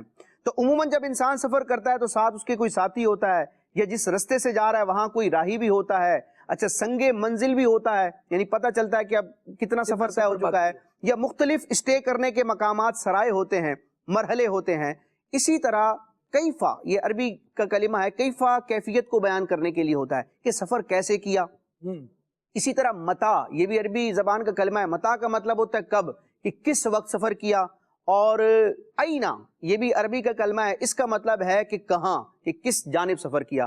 تو اعلیٰ حضرت فرماتے ہیں کہ یہاں تو عقل بھی محو حیرت ہے، سراغ عین و متا کہاں تھا، یعنی اینا اور متا، کب اور کہاں گئے، کیسے گئے، اس کا کوئی سراغ ہی نہیں ہے، اس کی کسی کو خبر ہی نہیں ہے. سراغ عین و متا کہاں تھا، نشان کیف و الا کہاں تھا، نہ کوئی راہی نہ کوئی ساتھی، نہ سنگ منزل نہ مرحلے تھے. سبحان اللہ. نبی کریم صلی اللہ تعالیٰ علیہ وآلہ وسلم کا یہ مبارک سفر ہے. بہرحال جس نے سفر کروایا وہ ارشاد فرماتا ہے سبحان الذی اسری بعبدہ، وہ ذات پاک ہے جس نے اپنے خاص بندے کو سیر کروائی ہے. لیلا من المسجد الحرام، رات کے مختصر حصے میں مسجد حرام سے الی المسجد الاقصی، مسجد اقصی تک. یہ وہ سفر ہے جو بیان ہوا قرآن مجید میں، اور مسجد حرام سے مسجد اقصی تک کا سفر. لیکن اگر تفاصیل دیکھی جائیں، تفاسیر دیکھی جائیں تو وَالنَّجْمِ إِذَا ہوا میں بھی اسی کا بیان ہے، فَكَانَ قَابَ قَوْسَيْنِ یا وَأَدْنَىٰ میں اسی کا بیان ہے. پھر اس کی دیگر تفصیلات ہیں، ظاہر مختصر الفاظ میں اور مختصر انداز پر میرے خیال سے اتنا کافی ہے. اور پھر انشاءاللہ جب نبی کریم صلی اللہ تعالیٰ علیہ وآلہ وسلم کے معجزہ معراج کو موضوع بنائیں گے ماہ رجب میں انشاءاللہ، تو پھر تفصیل سے اس پر گفتگو کریں گے. نبی کریم صلی اللہ تعالیٰ علیہ وآلہ وسلم نے کیسے سفر فرمایا، اور کہاں کہاں کس کس کو نوازتے گئے، کس کس سے ملاقات ہوئی، کیسے انبیاء کرام علیہ السلام کی نبی کریم صلی اللہ علیہ وآلہ وسلم نے امامت فرمائی، اور انبیاء کرام علیہ السلام نے نبی پاک علیہ السلام کے رتبے کا کیا خطبہ بیان کیا ہے. انشاءاللہ اس کا بھی بیان پھر اپنے موقع پر ہوگا. ابھی آگے بڑھتے ہیں اور ناظرین کی کالز کو شامل کرتے ہیں. مجھے یہ نہ سنا دے یہ کس شہنشاہ احمد احمد ہے، مہربانی. ماشاءاللہ، اللہ کریم برکت دے. اور کون ہیں، کیا کہہ رہے ہیں؟ میرا نام محمد سلیم ہے، شیخوپورہ روڈ کوٹ عبد المالک سے بات کر رہا ہوں. ڈاکٹر صاحب، ایک نعت کی فرمائش کرنی تھی. اے سبز گنبد والے منظور دعا کرنا. سبحان اللہ، سبحان اللہ. شیخوپورہ سے آپ کی کال کا آنا بہت خوش آئند ہے. اللہ کریم آپ کو برکت دے اور ہمیں بھی نبی کریم صلی اللہ تعالیٰ علیہ وآلہ وسلم کی نعتوں کا ذوق عطا کرے. مزید کال دیجیے گا. میں فاتحہ عطاریہ بہاولپور سے عرض کر رہی ہوں، مجھے کلام سناتے مدینہ دیا پاک گلیاں. سبحان اللہ، سبحان اللہ، کیا بات ہے. کل کسی جگہ جانا ہوا تو انہوں نے ایک جملہ کہا، بڑا مزہ آیا، لطف آیا. کہتے خالد بھائی اگر 5 منٹ پہلے آتے نا تو ہم آپ کو مدینہ دکھاتے. یعنی یوں تھا کہ ان کے والد گرامی جو ہے وہ مدینہ طیبہ میں ہی تھے اور گنبد خضرا شریف کے سامنے موجود تھے، تو وہاں سے ویڈیو کال انہوں نے کی تھی. سبحان وہ کہہ رہے تھے ہم وہ اس طور پر دکھاتے. بڑا اچھا لگا. اور ذکر مدینہ ویسے ہی کبھی ہو جائے اور مدینہ کا نام آ جائے مزہ آ جاتا ہے. اللہ کریم ہمیں میٹھے مدینے کی با ادب حاضری بھی نصیب فرمائے، کال کرنے والی مدنی منی کو بھی اور ہمیں بھی نبی کریم صلی اللہ علیہ وسلم کے میٹھے مدینے کی پاک گلیاں دیکھنا نصیب کرے. ذکر مدینہ کیجئے کثرت سے صبح و شام، ذکر مدینہ کیجئے کثرت سے صبح و شام، ذکر مدینہ کرنے میں راحت جگر کی ہے. سبحان اللہ سبحان اللہ. نام مدینہ لے لیا چلنے لگی نسیم خلد. یہ نبی کریم صلی اللہ علیہ وسلم کے مدینے سے محبت کرنے والوں کے ذوق کے انداز ہیں. اللہ کریم اس میں سے ہمیں بھی حصہ عطا کرے. کچھ مزید کال دیجیے گا. نعت خواہ اسلام میرے سے عرض کلام سنا دیجیے. راتیں بھی مدینے کی، باتیں بھی مدینے کی. واہ واہ واہ سبحان اللہ. اللہ کریم آپ کو برکت دے. مزید آپ سے عرض کہ پلیز آپ یہ والا کلام سنائیں. کرے چارہ سازی زیارت کسی کی. واہ واہ واہ واہ سبحان اللہ. مولانا حسن عطا خان رحمت اللہ علیہ کا بڑا زبردست کلام ہے اور جب سنتے ہیں مزہ آ جاتا ہے. کس انداز سے نبی کریم صلی اللہ علیہ وآلہ وسلم کو یاد کیا گیا، حضور کی شفاعت کی بات کی گئی، نبی کریم صلی اللہ علیہ وسلم کی رحمت کی بات کی گئی. اللہ اکبر. اللہ کریم برکتیں دے. مزید کال دیجیے. میرا نام محمد مبشر حسین ہے، مجھے بھائی کوئی اچھا سا کلام سنا دیں. سبحان اللہ. کیا بات ہے، کیا بات ہے. آپ کا نام سن کر اچھا لگا. اللہ کریم خوشیاں دے. اور محمد مبشر حسین، محمد نبی کریم صلی اللہ تعالیٰ علیہ وآلہ وسلم سے عام طور پر نسبت کی وجہ سے ہی رکھتے ہیں مسلمان، اور عاقد عالم صلی اللہ علیہ وسلم سے پیار ہے اس لیے ناموں کے آگے محمد لگاتے ہیں. نبی کریم صلی اللہ علیہ وسلم نے خود اس کی ترغیب بھی دلائی ہے اور اس پر بشارتیں بھی عطا فرمائی ہیں. لیکن ذرا اس کو بھی غور کیجئے، محمد کے ساتھ جب مبشر لگتا ہے تو کتنا خوبصورت لگتا ہے. خوشخبریاں دینے والے. ہمارے نبی صلی اللہ علیہ وسلم کو رب العالمین نے جو اوصاف عطا فرمائے اور جو مبارک اسماء عطا فرمائے اس میں سے ایک نام حضور کا بشیر ہونا ہے. بشیر مطلب وہی مبشر والا معنی کہ خوشخبریاں دینے والا. نبی کریم صلی اللہ علیہ وسلم نیکیاں کرنے والوں کو جنت کی خوشخبریاں دینے والے ہیں اور گناہ گاروں کو دوزخ کے عذاب سے ڈرانے والے بھی ہیں. اور اس میں دونوں ہی معاملات میں نبی کریم صلی اللہ تعالیٰ علیہ وسلم کی رحمت للعالمین کی جھلک پوشیدہ ہے. یہ پہلے سے ہی بتا رہے ہیں کہ اللہ کی اطاعت کرو گے، فرما برداری کرو گے تو ہم تمہیں خوشخبری دیتے ہیں جنت میں جاؤ. اور جہنم میں بھی اگر ہمیں نہ بتایا جائے اور ہم اللہ کی نافرمانی کرتے ہوئے پڑ جائیں تو جہنم میں ہی جانا پڑے گا نا. نبی کریم علیہ السلام اللہ نے ان کو رحمت للعالمین بنا کر بھیجا. یہ پہلے ہی بتا رہے ہیں کہ لوگوں یہ کام نہیں کرنا ورنہ اللہ کے عذاب کا منہ دیکھنا پڑے گا جو تم برداشت نہیں کر سکو گے. تو سید عالم صلی اللہ تعالیٰ علیہ وسلم نے جن کاموں پر ہمیں خوشخبریاں عطا فرمائی ہیں ان کو آگے بڑھ کر لپک کر کرنے کی کوشش کرنی چاہیے، اور جن سے منع فرمایا ہے اور جن پر وعید سنائی ہے، ڈرایا ہے کہ اگر یہ کرو گے تو پھر اللہ تبارک و تعالیٰ کی ناراضی کا سامنا ہو سکتا ہے، ان سے پھر اپنے آپ کو بچانا بھی چاہیے. اور نبی کریم صلی اللہ تعالیٰ علیہ وسلم کا شکریہ ادا کرنا چاہیے کہ نبی کریم صلی اللہ علیہ وسلم نے ہم پر یہ احسان فرمایا کہ ہمیں وہ راز بتا دیے کہ کس سے اللہ خوش ہوتا ہے اور کس سے اللہ ناراض ہوتا ہے. یقیناً ہم غور تو کریں تھوڑا سا، ہم جان سکتے تھے کہ اللہ تبارک و تعالیٰ کی رضا کس میں ہے، اس کی ناراضی کس میں ہے. یہ تو سید عالم صلی اللہ تعالیٰ علیہ وآلہ وسلم تشریف لائے، اسلام لائے، جب اللہ کا پیغام ہم تک پہنچایا ہمیں پتہ چلا کہ اچھا کیا ہے، برا کیا ہے، بھلائی کیا ہے، برائی کیا ہے، ہدایت کیا ہے، گمراہی کیا ہے. اور جب یہ پتہ چل گیا ہے تو پھر رب العالمین کی بارگاہ میں دعا کرنی چاہیے، اللہم اہدنا الصراط المستقیم، اللہم اہدنا الصراط المستقیم، اللہم اہدنا الصراط المستقیم. مالک کریم نے ہمیں ہدایت کا راستہ دکھایا ہے، وہ اس پر چلنا ہمارے لیے آسان فرمائے اور ہمیں اسی راستے پر چلائے. کون سا راستہ ہے یہ؟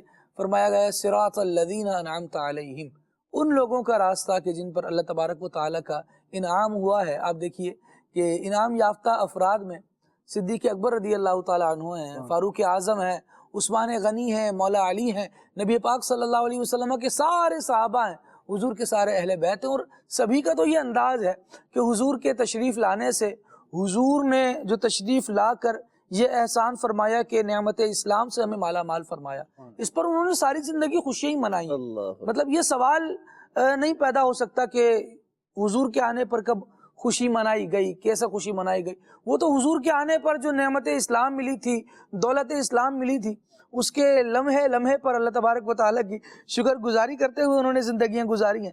اللہ کریم صحابہ کرام علیہم رضوان کی محبت رسول سے محبت کا فیضان ہمیں بھی عطا کرے، اور ہم بھی عقائد دو عالم صلی اللہ تعالیٰ علیہ وآلہ وسلم کے چرچے کرنے والے ہوں، تذکرے کرنے والے ہوں۔ اللہ کریم توفیق خیر عطا کرے۔ مزید کال دیجیے۔ میرا نام عنایت طاریہ ہے، آپ کا پروگرام بہت اچھا ہے اور ایک کلام سنا دیں۔ 12ویں کا نور دل پہ چھا گیا، آ گئے نبی آخری نبی، جزاک اللہ خیرہ۔ واہ واہ، یا ماموں کانجن سے میسج آیا ہوا ہے اور انہوں نے بھی یہی کہا ہے خالد بھائی اشفاق بھائی کا نیو کلام سنا دیں۔ 12ویں کا نور ماشاءاللہ کچھ نئے اشعار کے ساتھ اور کچھ مزید اضافوں کے ساتھ اس مرتبہ اشفاق بھائی کا کلام آیا ہے اور بہت پیارا، اس بار بھی پڑھا، اللہ کریم برکتیں دے۔ اچھا، زمین و زماں تمہارے لیے جن پور سے اس کلام کی بھی فرمائش ہے۔ آصف بھائی کا کلام ہے طیبہ کا چاند، نعت پروڈکشن پر اویلیبل ہے، بالکل وہاں سے بھی سنا جا سکتا ہے۔ اچھا جی، نعت خواں اسلامی بھائی سے عرض ہے کہ یہ کلام سنا دیں۔ کون سا؟ مرحبا مرحبا مرحبا مکی مدنی۔ ثاقب بھائی آپ کی طرف ہے، آپ نے کلام سنانے ہیں، جن کلاموں کا ان فرمائشوں سے چاہیں انتخاب فرمائیں۔ صلی اللہ علیہ وسلم، صلی اللہ علیہ وآلہ وصحبہ۔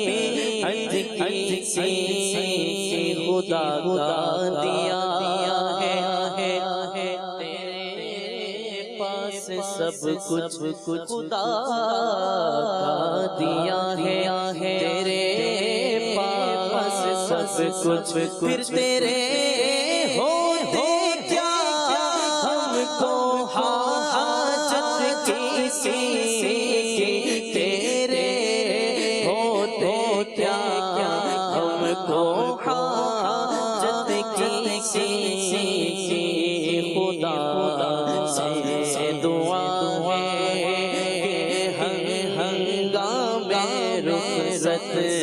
خدا سے دعا ہے کہ ہنگام رخصت زبان حسن پہ ہو مدحت کسی، زبان حسن پہ ہو مدحت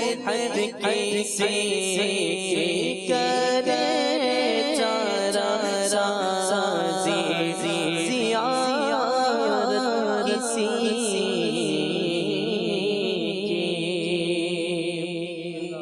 راتیں بھی مدینے کی باتیں بھی مدینے کی راتیں بھی مدینے کی باتیں بھی مدینے کی راتیں بھی مدینے کی مدینے کی جی جی میں بینا ہے کیا بات جینے جی جی میں بینا ہے کیا بات جینے اور وہ سے مستانہ بناتے ہیں وہ اپنی نگاہوں سے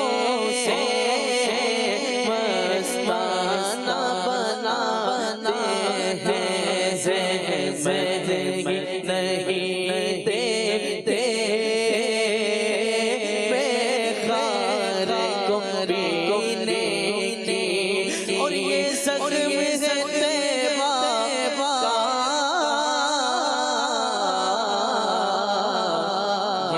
سب کو نہیں ملتا یہ زخم طیبہ کا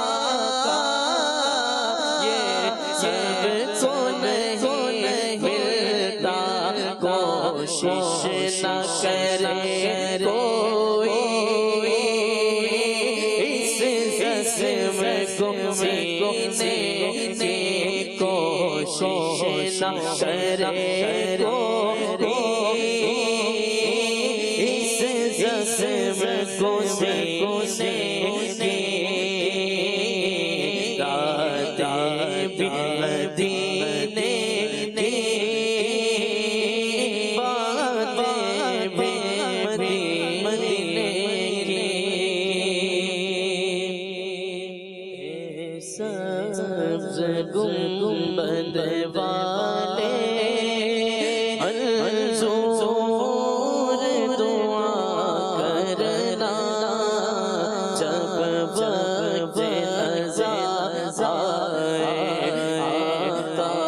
دیدار عطا کرنا جب وقت اذان آئے آقا دیدار عطا کرنا میں قبر اندھیری میں گھبراؤں گا جب تنہا امداد میری کرنے آ جانا رسول اللہ امداد میری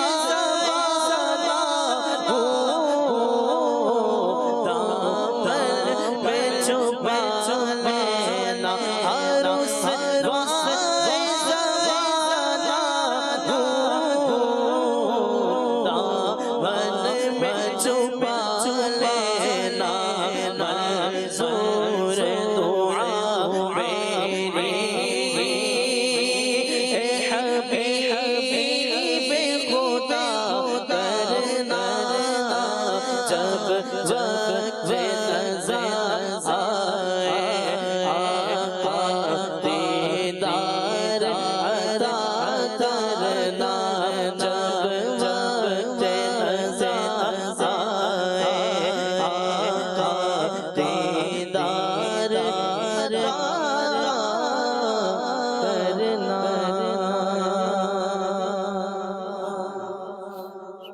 वाह क्या बात इस महीने की, वाह क्या बात इस महीने की, महीने की वाह क्या बात इस महीने की।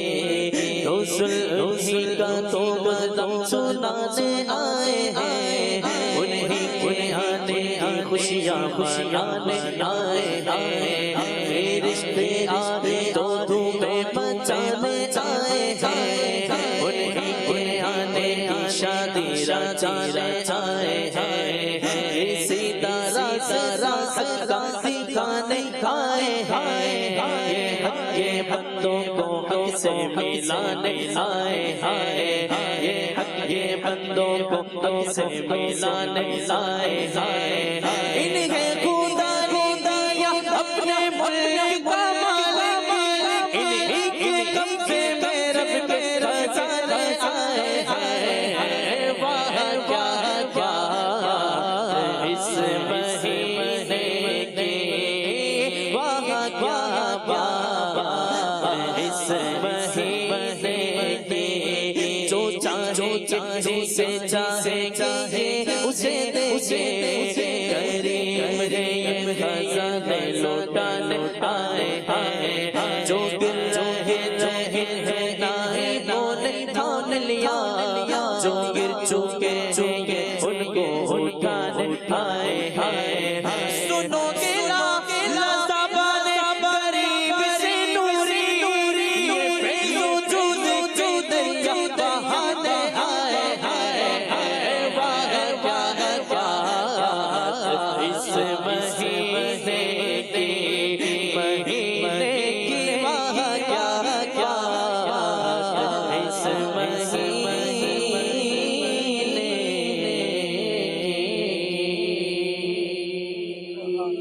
सुभान अल्लाह सुभान अल्लाह, क्या बात है जी। अल्लाह करीम बरकतें अता फरमाए। नबी करीम सल्लल्लाहु ताला अलैहि वालिहि वसल्लम की मिलाद की खूब धूमें मचाइए। अल्लाह करीम हम सबको बरकतें अता फरमाए। अमीर सुन्नत ने लिखा, अब मुस्कुराते आइए सूए गुनाहगार, अब मुस्कुराते आइए सूए गुनाहगार, आका अंधेरी कब्र में अत्तार आ गया। नबी करीम सल्लल्लाहु ताला अलैहि वसल्लम तशरीफ़ ले आए, मुस्कुरा दें तो फिर बात ही बन जानी है। फिर आगे का मामला क्या है कि दुख दर्द के मारों को गम याद नहीं रहते, जब सामने आँखों के गमखार नज़र आए। अल्लाह करीम हुजूर सल्लल्लाहु ताला अलैहि वसल्लम पर कसरत से दुरूद व सलाम पढ़ने की भी हमें तौफीक अता फरमाए, और नबी करीम सल्लल्लाहु ताला अलैहि वसल्लम से टूट कर मोहब्बत करने का सिला तौफीक भी दे, इसका सिला भी हमें कब्र में हशर में अता फरमाए। मदनी चैनल के नाज़रीन, नबी पाक अलैहिस्सलाम ने जो पैगाम हमें अता फरमाए, उसमें से एक पैगाम ये भी है कि जब बंदा सफ़र करे तो अल्लाह तबारक व तआला की बारगाह की तरफ मुतवज्जे रहे। ताजदार मदीना सुरूर क़ल्ब सीना सल्लल्लाहु ताला अलैहि वसल्लम ने इरशाद फरमाया कि जो शख्स सफ़र के दौरान अल्लाह अज़्ज़ा वजल की तरफ तवज्जो रखे और उसके ज़िक्र में मशगूल रहे, तो अल्लाह पाक उसके लिए एक फ़रिश्ता मुकर्रर फरमा देता है जो उसकी हिफाजत करता है, मुहाफ़िज़ फ़रिश्ता मुकर्रर फरमा देता है। और इरशाद हुआ, जो बेहुदा शेर व शायरी और फजूल बातों में मसरूफ़ रहे तो अल्लाह पाक उसके पीछे एक शैतान लगा देता है। हम देख लें कि हमारे सफ़र किस अंदाज पर हो रहे हैं। कहीं हमारे सफ़र का अंदाज़ यही है कि हमने जब तक गाड़ी में बेहुदा गाने नहीं चल रहे हों तो हमें सफ़र में मज़ा नहीं आता, तो हम देख लें कि हम शैतान ख़ुद पीछे लगवा रहे हैं और फिर उलझनों का शिकार होकर कहते हैं कि पता नहीं क्या चीज़ है, क्या मसला सामने आ गया है, क्या बला मेरे सर पर पड़ गई है। अल्लाह तबारक व तआला के ज़िक्र से गफलत होगी तो बहुत सारी बलाएँ जो हैं वो सर पर पड़ती रहेंगी, और अल्लाह तबारक व तआला के ज़िक्र की तरफ मशगूलियत होगी तो फिर बलाएँ दूर होंगी और अल्लाह करीम की रहमत से उसके طرف سے حفاظت کے فرشتے ہمارے لیے مقرر کر دیے جائیں گے۔ اللہ کریم ہمیں سفر میں بھی نبی پاک صلی اللہ تعالیٰ علیہ وآلہ وسلم پر درود و سلام پڑھنے کی توفیق دے۔ اللہ تبارک و تعالیٰ کا ذکر کرتے رہیں۔ آقا دو عالم صلی اللہ تعالیٰ علیہ وآلہ وسلم نے سفر میں کن دعاؤں کے پڑھنے کا طالبہ ارشاد فرمایا؟ کیا بہترین توشہ سفر جو ہے سید عالم صلی اللہ علیہ وسلم کی رہنمائی کے مطابق کیا ہے؟ ارشاد فرمائیں۔ نبی کریم صلی اللہ علیہ وسلم کے سفر کے جو انداز رہے، سفر پر روانہ ہوتے آپ دعا پڑھتے، سفر سے واپس آتے تب بھی دعاؤں کے پڑھنے کا ہے، پھر دوران سفر بھی۔ یعنی آپ دیکھیں سواری کی دعا الگ ہے، وہ پڑھنی ہے، سفر کی دعا الگ ہے، وہ پڑھنی ہے۔ اور آقا دو عالم صلی اللہ علیہ وسلم کی زندگی میں دیکھیں تو اٹھتے بیٹھتے چلتے پھرتے مختلف اوقات میں کوئی نہ کوئی دعا حضور کے لب پر جاری رہتی ہے۔ گویا کہ یہ ذکر الہی کی مختلف انداز ہیں، اللہ پاک کا ذکر کرنے کے مختلف انداز ہیں، بلکہ جو آپ نے کہا کہ سواری پر سوار ہونے کی دعا ہے، تو یہی اس سفر کی دعاؤں میں اگر سب سے پہلے چونکہ بندہ سفر گھر سے ہی شروع کرتا ہے تو گھر سے نکلتے وقت کی جو دعا ہے، بسم اللہ توکلت علی اللہ لا حول ولا قوت الا باللہ، یہ دعا پڑھ لے تو انشاءاللہ جب تک وہ سفر میں رہے گا تو اللہ کی حفظ و امان میں رہے گا۔ تو اور یہ تو سفر کے لیے تو پڑھنی ہی پڑھنی ہے۔ نارمل سفر جیسے ہم کہیں کہ ہمارا گھنٹے 2 گھنٹے کا گھر سے کام کے لیے جانا ہے، بزنس پہ جانا ہے، نوکری پہ جانا ہے، یا کسی ویسے ہی ضرورت کے تحت گھر سے نکل رہے تو گھر سے نکلتے وقت یہ دعا پڑھ لیں۔ اچھا، نبی کریم صلی اللہ علیہ وسلم کے سفر کے جو انداز رہے، آقا کریم صلی اللہ علیہ وسلم سفر پر روانہ ہوتے، دعا پڑھتے، سفر سے واپس تشریف لاتے، دعا پڑھتے، اور پھر دوران سفر بھی یہ سلسلہ جاری رہتا۔ نبی کریم صلی اللہ علیہ وسلم کے سفر کے دوران کے حوالے سے ایک روایت جو ملتی ہے کہ آقا کریم صلی اللہ علیہ وسلم نے ارشاد فرمایا کہ جو شخص سفر میں ہو اور کسی جگہ پڑاؤ کرے، کسی جگہ ٹھہرتا ہے، قیام کرتا ہے، رکتا ہے، تو اسے چاہیے کہ وہ یہ دعا پڑھ لے، اعوذ بکلمات اللہ التامات من شر ما خلق۔ اس کی یہ برکت رہے گی کہ جو اس سفر کے دوران کسی جگہ رکے اور یہ دعا پڑھ لے تو انشاءاللہ عز و جل کسی بھی قسم کے نقصان سے، تکلیف سے یہ محفوظ رہے گا۔ اور یہی دعا جو ہے تعلیم کی گئی ہے کہ صبح و شام جو اس دعا کو 3 مرتبہ پڑھ لیا کرے تو اس کی یہ برکتیں نصیب ہوں گی۔ یہ ہر طرح کی مشکل سے، پریشانی سے، آفت سے اور کسی نقصان دہ چیز سے بھی یہ انشاءاللہ محفوظ رہے گا۔ اور اسی کے ساتھ نبی کریم صلی اللہ علیہ وسلم کی جانب سے جو بہترین توشہ سفر دیا گیا، حضرت سیدنا جبیر بن مطعم رضی اللہ عنہ نے بارگاہ رسالت صلی اللہ علیہ وسلم میں حاضر تھے۔ آقا کریم نے ان سے فرمایا کہ اے جبیر، کیا تم چاہتے ہو کہ جب تم سفر میں ہو تو اپنے ساتھیوں میں بہتر ہو اور تمہارے پاس توشہ سفر بہترین ہو، یعنی تم سفر میں ہو، حالت سفر میں تمہارے پاس بہترین توشہ سفر ہو، یعنی کہ تم اس طرح سفر کرو کہ خوشحالی سے فارغ البال ہو کر سفر کرو اور تمہیں خوشحالی نصیب ہو، فارغ البالی نصیب ہو۔ تو آپ صلی اللہ علیہ وسلم فرمایا اگر یہ چاہتے ہو کہ بہترین توشہ سفر ملے تو یہ 5 سورتیں، سورہ کافرون، قل یا ایھا الکافرون، سورۃ الاخلاص، قل هو اللہ احد، سورہ فلق، سورہ ناس اور سورہ نصر، یہ جو صورتیں ہیں کہا کہ ان 5 صورتوں کو پڑھ لیا کرو۔ 4 کل آ گئے اور ایک سورہ نصر، 30ویں پارے میں یہ صورتیں ہیں، آخر میں تقریباً ہیں یہ صورتیں، کہا کہ یہ 5 صورتیں پڑھ لیا کرو۔ اچھا، ان کو پڑھنا کیسے ہے؟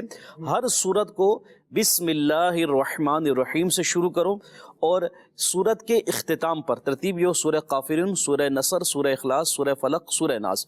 سورت کی ابتدا میں بسم اللہ الرحمن الرحیم اور سورت کے اختتام پر بسم اللہ شریف پڑھو۔ اب جب 5 صورتوں کو اس انداز میں پڑھیں گے تو گویا کہ ان 5 صورتوں کے درمیان 6 مرتبہ بسم اللہ الرحمن الرحیم آ جائے گی۔ ایک سب سے ابتدا میں بسم اللہ شریف پڑھ کر سورہ کافرون پڑھی، پھر اس کے بعد سورہ نصر اور سورہ اخلاص کے درمیان، تو یوں 5 مرتبہ صورتیں، 5 صورتوں کی ابتدا میں ہو گئی اور 5ویں صورت یعنی سورہ ناس جب ختم کی آخر میں مرتبہ، تو یوں یہ سمجھے کہ ہر صورت کے درمیان میں اور ابتدا میں بسم اللہ شریف اور آخر میں بھی بسم اللہ آ گئی، تو 5 صورتوں میں 6 مرتبہ گویا کہ بسم اللہ شریف ہوئی۔ تو یہ اس طرح پڑھی جائیں۔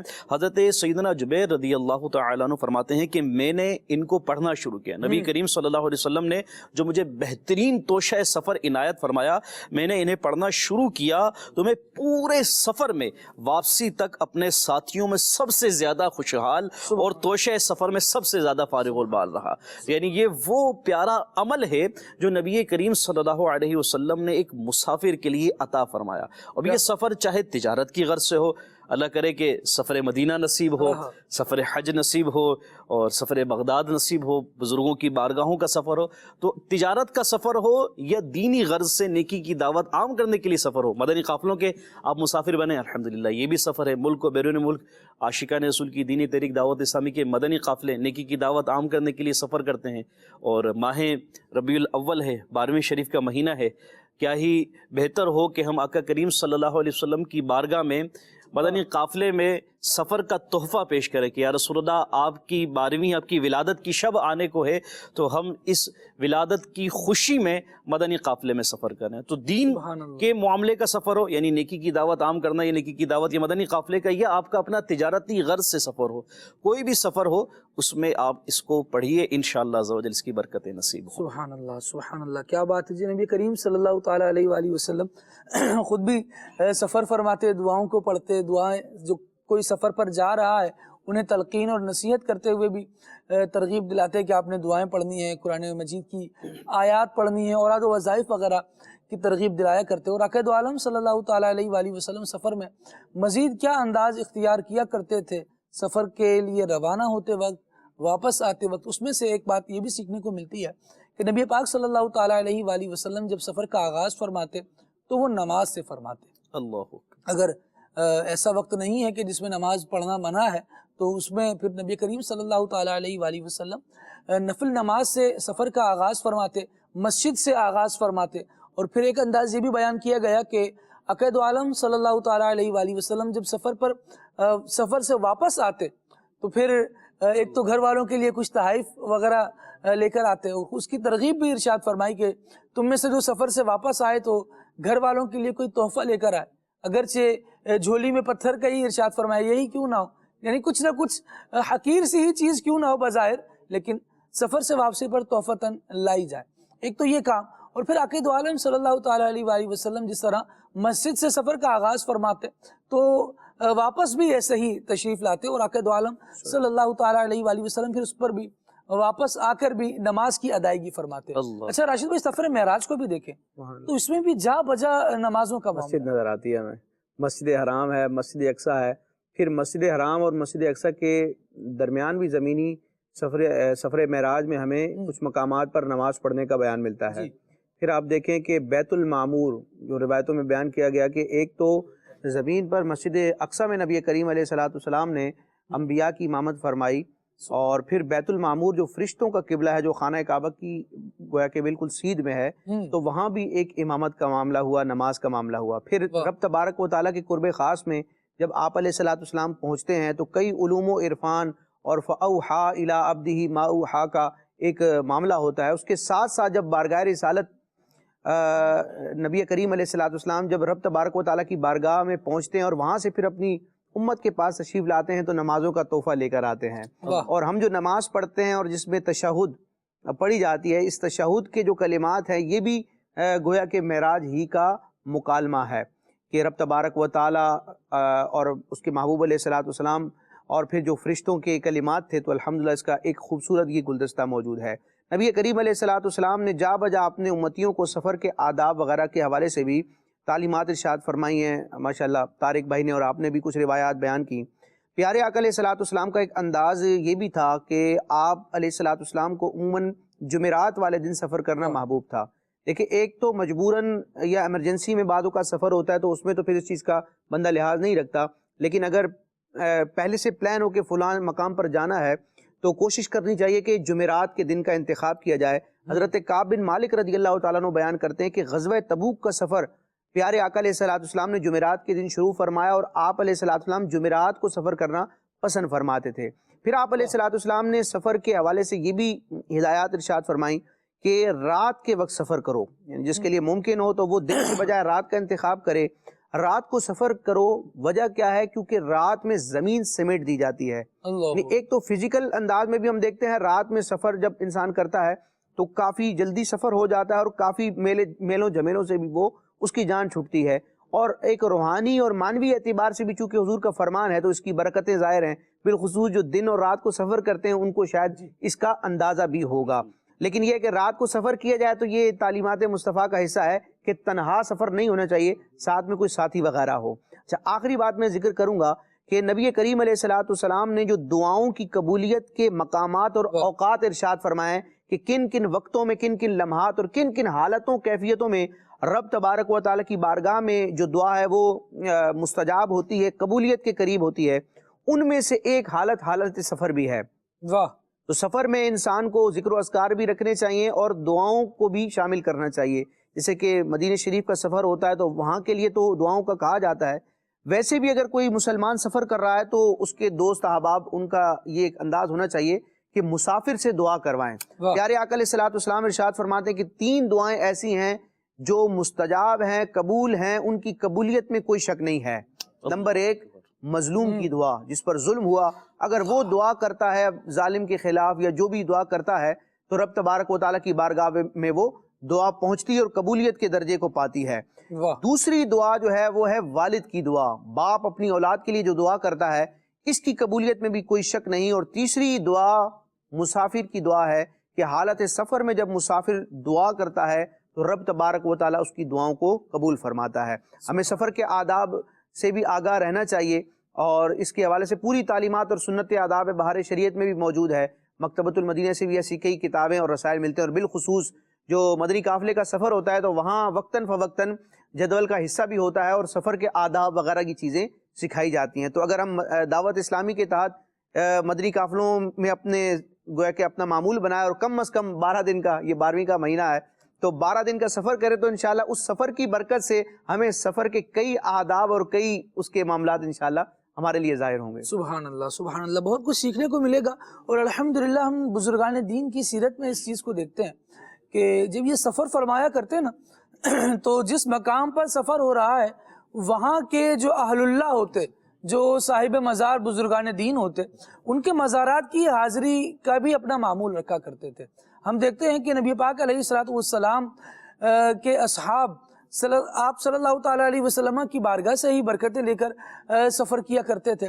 صحابہ کرام علیہ رضوان کو دیکھتے ہیں، حضرت امام اعظم نعمان بن ثابت رضی اللہ تعالیٰ عنہ کو دیکھیے، امام شافعی رحمۃ اللہ تعالیٰ علیہ کو دیکھیے، اور اس طرح دیگر کثیر تعداد ملے گی بزرگان دین کی، جو جہاں جس علاقے میں جا رہے ہیں وہاں کے جو صاحب مزار بزرگ ہیں وہاں مزار پر حاضری دینا ان کا معمول ہوتا تھا۔ خود حضور غوث پاک رحمۃ اللہ تعالیٰ علیہ کا یہ انداز رہا، اور اب جو بغداد جاتے ہیں وہ خود حضور غوث پاک رحمۃ اللہ تعالیٰ علیہ کے مزار فائز الانوار پر حاضری دیا کرتے ہیں۔ اسی طرح پاکستان میں دیکھ لیجئے حضور داتا گنج بخش علی حجویری رحمۃ اللہ تعالیٰ علیہ کے مزار پر عاشقان رسول جو لاہور جاتا ہے اور وہ داتا صاحب کے یہاں حاضری دیے بغیر واپس آ جائے تو اس کو کہا جاتا ہے یار یہ کیسا سفر کیا تم نے، لاہور گئے اور داتا صاحب کے مزار پر نہیں گئے، کراچی آئے اور عبداللہ شاہ غازی رحمۃ اللہ تعالیٰ علیہ کے مزار پر نہیں گئے۔ اور بھی بہت سارے بزرگان دین ہیں، لیکن کچھ افراد وہ ہیں، کچھ صاحب مزار شخصیات وہ ہیں کہ جو بالکل شہر کے یوں سمجھے کہ ایک حاکم کی حیثیت رکھتے ہیں اور شہر میں رہنے والے لوگوں کے دل ان کی طرف ایسے مائل ہوتے ہیں۔ تو کہا جاتا ہے ہمارے شہر آئے اور اس ہستی کی بارگاہ میں حاضری نہیں دی تو کیا کیا۔ تو بہرحال بزرگان دین رحمہم اللہ المبین کے مزارات پر بھی حاضری دینی چاہیے، وہاں سے بھی برکتیں لینی چاہیے۔ اور ایک اور چیز جو یہاں آپ کو عرض کرنا چاہوں گا وہ یہ ہے کہ عقائد دو عالم صلی اللہ تعالیٰ علیہ وآلہ وسلم سفر کے حوالے سے جب تربیت فرماتے تو لوگوں میں کاموں کو تقسیم فرما دیا کرتے۔ کیسے تقسیم فرما دیا کرتے؟ مثال کے طور پہ کہیں پڑاؤ کرنا ہے تو پڑاؤ کون کرے گا؟ پڑاؤ کے لیے اگر کیمپ لگانا ہے تو کیمپ لگانے کی ذمہ داری کس کی ہے؟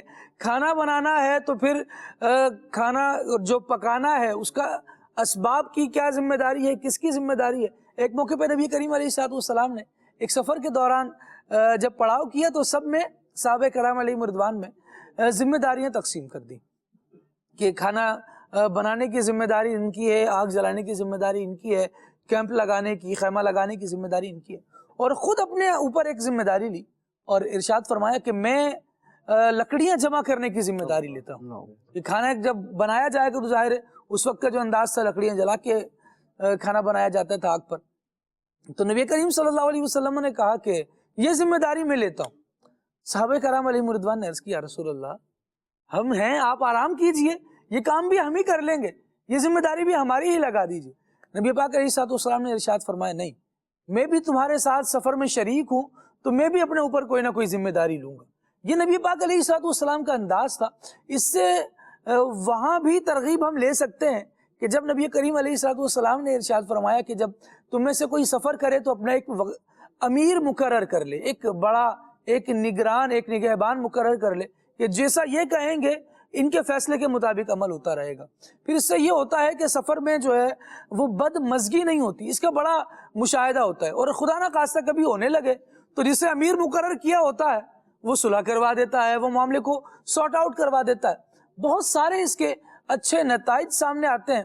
اور جن صاحب کو نگران مقرر کیا جائے پھر وہ بھی سید عالم صلی اللہ تعالیٰ علیہ وسلم کا یہ انداز دیکھیں کہ نبی پاک علیہ السلام جب لوگوں میں کام تقسیم فرما رہے ہیں تو اپنی ذمہ داری بھی کچھ لے رہے ہیں. اپنا کام صرف یہی نہیں ہو کہ سب کو بانٹ دیا جائے ہم بیٹھیں گے، نہیں، بلکہ خود بھی کوئی نہ کوئی ذمہ داری لی جائے. اب یہ ذرا روایت ملاحظہ کیجئے. حضرت سیدنا ابو سعید خدری رضی اللہ تعالیٰ عنہ سے روایت ہے، کہتے ہیں کہ ہم ایک سفر میں رسول اللہ صلی اللہ علیہ وسلم کے ساتھ تھے کہ ایک آدمی اپنی سواری پر آیا اور پھر اسے دائیں بائیں پھرانے لگا.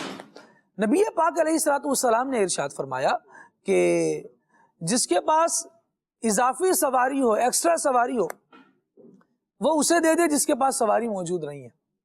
پھر ارشاد فرمایا اور جس کے پاس سفر کے سامان میں سے کچھ زیادہ سامان ہو، فرمایا اس کو دے دے جس کے پاس نہیں ہے. پھر اس طرح سے مختلف چیزیں ارشاد فرماتے رہے کہ جس کے پاس جو زیادہ ہے وہ دوسرے کو دے دے. نبی کریم علیہ السلام نے اس قدر تفصیل سے یہ احکامات بیان فرمائے کہ حضرت ابو سعید خدری رضی اللہ تعالیٰ عنہ کہتے ہیں ہمیں یہ محسوس ہونے لگا کہ ایسا لگتا ہے کہ جو اضافی چیز ہے اس پر ہمارا حق ہی نہیں ہے. نبی پاک علیہ السلام اسے تقسیم فرمانے کا کہہ رہا ہے، وہ آگے دے دی جائے، وہ تقسیم کر دی جائے. اور جب سفر کریں مدنی چینل کے ناظرین تو اگر یہ ذہن بنا کے رکھیں گے کہ جن کے ساتھ میں نے سفر کرنا ہے ان کے ساتھ میں خیر خواہی کے ساتھ پیش آؤں گا، ان کے ساتھ تعاون کروں گا، ان کا مددگار بنوں گا. ایک روایت اس ضمن میں بڑی زبردستی ہے. حضرت سیدنا فاروق اعظم رضی اللہ تعالیٰ عنہ نے کسی شخص کے بارے میں کسی سے سوال کیا کہ فلاں بندہ کیسا ہے، تو جواب دیا گیا کہ وہ تو بہت اچھا آدمی ہے، نمازیں پڑھتا ہے، روزے رکھتا ہے، اللہ تبارک و تعالیٰ کی عبادت میں ہی دیکھا ہے. فاروق اعظم رضی اللہ تعالیٰ عنہ نے اس سے چند سوالات کیے، جس میں سے ایک یہ بھی تھا، ارشاد فرمایا کیا تم نے اس کے ساتھ چند سوالات تھے. ایک تو یہ تھا کہ کیا تم نے اس کے ساتھ کبھی تجارتی لین دین کیا ہے، تو جواب آیا نہیں. مزید سوالات کرنے کے بعد پھر ایک یہ سوال کیا کیا اس بندے کے ساتھ کبھی سفر کیا ہے، تو جو تعریف کر رہا تھا اس نے کہا کہ بہت اچھا آدمی ہے. تو انہوں نے کہا آپ نے سفر کیا ہے، تو انہوں نے کہا امیر المؤمنین میں نے ان کے ساتھ سفر بھی نہیں کیا. تو فاروق اعظم رضی اللہ تعالیٰ عنہ نے ارشاد فرمایا تو پھر تم نے انہیں مسجد میں نماز پڑھتے ہوئے دیکھا ہوگا. بھئی مسجد میں جب بندہ آ رہا ہے تو صرف نماز ہی پڑھ رہا ہے، لیکن اس کی شخصیت کیسی ہے، اس کا انداز زندگی کیا ہے، کن باتوں پر غصے میں آتا ہے، کن باتوں پر عفو درگزر اختیار کرتا ہے، اس کا مزاج کیسا ہے، یہ پتہ چلتا ہے سفر کے دوران. جب تھوڑی سی بے سکونی اسے بھی ہوتی ہے اور باقی افراد کو بھی ہوتی ہے، تو ایسا تو نہیں ہے کہ یہ بے سکونی کے موقع پر پل پڑتا ہے، غصے میں آ جاتا ہے، بات بات پر تیش میں آ جاتا ہے. سفر کرنے سے بندے کی خصوصیات کا، اس کے اوصاف کا، اس کے اخلاق کا اندازہ ہوتا ہے کہ یہ کس طرح کا بندہ ہے. اللہ کریم ہمیں اچھا مسافر بھی بنائے، ظاہر نصیب راہ خدا کے مسافر بنے. اللہ کریم ہمیں مکہ مدینے کی حاضری بھی نصیب فرمائے. نبی کریم صلی اللہ تعالیٰ علیہ وسلم کے دیار کی جانب ہم اپنے زاد سفر کو لے چلیں. اللہ کریم ہمیں یہ توفیق عطا فرمائے. تو اللہ کریم سفر مدینہ بھی عطا فرمائے. یہ زندگی کا اور کوئی بھی سفر ہو، یہ ذہن بنا لیجئے کہ ہم نے لوگوں کا مددگار بن کے سفر کرنا ہے. سفر میں بھی کسی پر بوجھ نہیں بننا. اللہ کریم کی بارگاہ میں دعا کرتے ہیں مالک کریم آج کے سلسلے کو اپنی بارگاہ میں قبول فرمائے. جو غلطیاں کوتاہیاں ہو گئی ہیں مالک کریم اپنی رحمت سے انہیں معاف فرمائے، اور آقا کریم صلی اللہ علیہ وسلم کے میٹھے مدینے کا بار بار سفر کرنا ہمیں نصیب فرمائے. سبحانک اللہم و بحمدک اشہد ان لا الہ الا انت استغفرک و اتوب الیک. صلاۃ والسلام.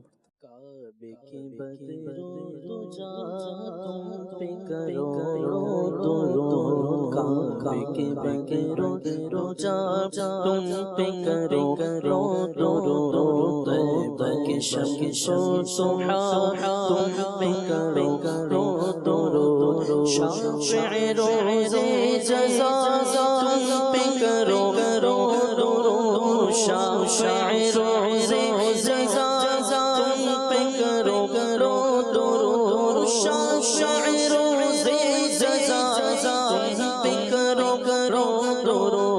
تم پہ کرو ترفع جملہ دلالا تم پہ کرو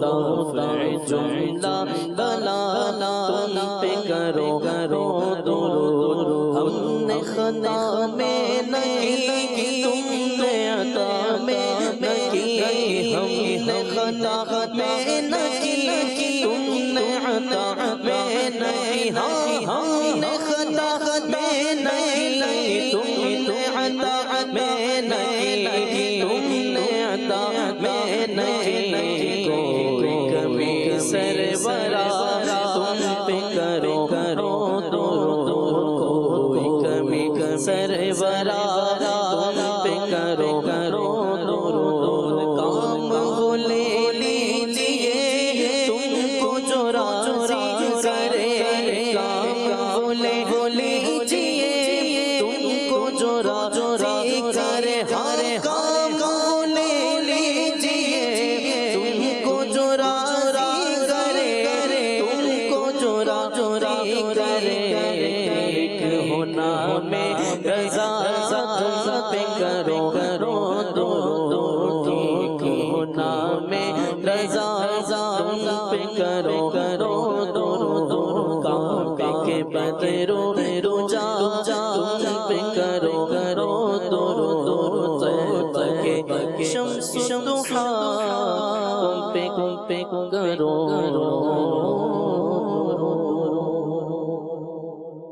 جشن میلاد ہے جشن میلاد ہے جشن میلاد ہے جشن میلاد ہے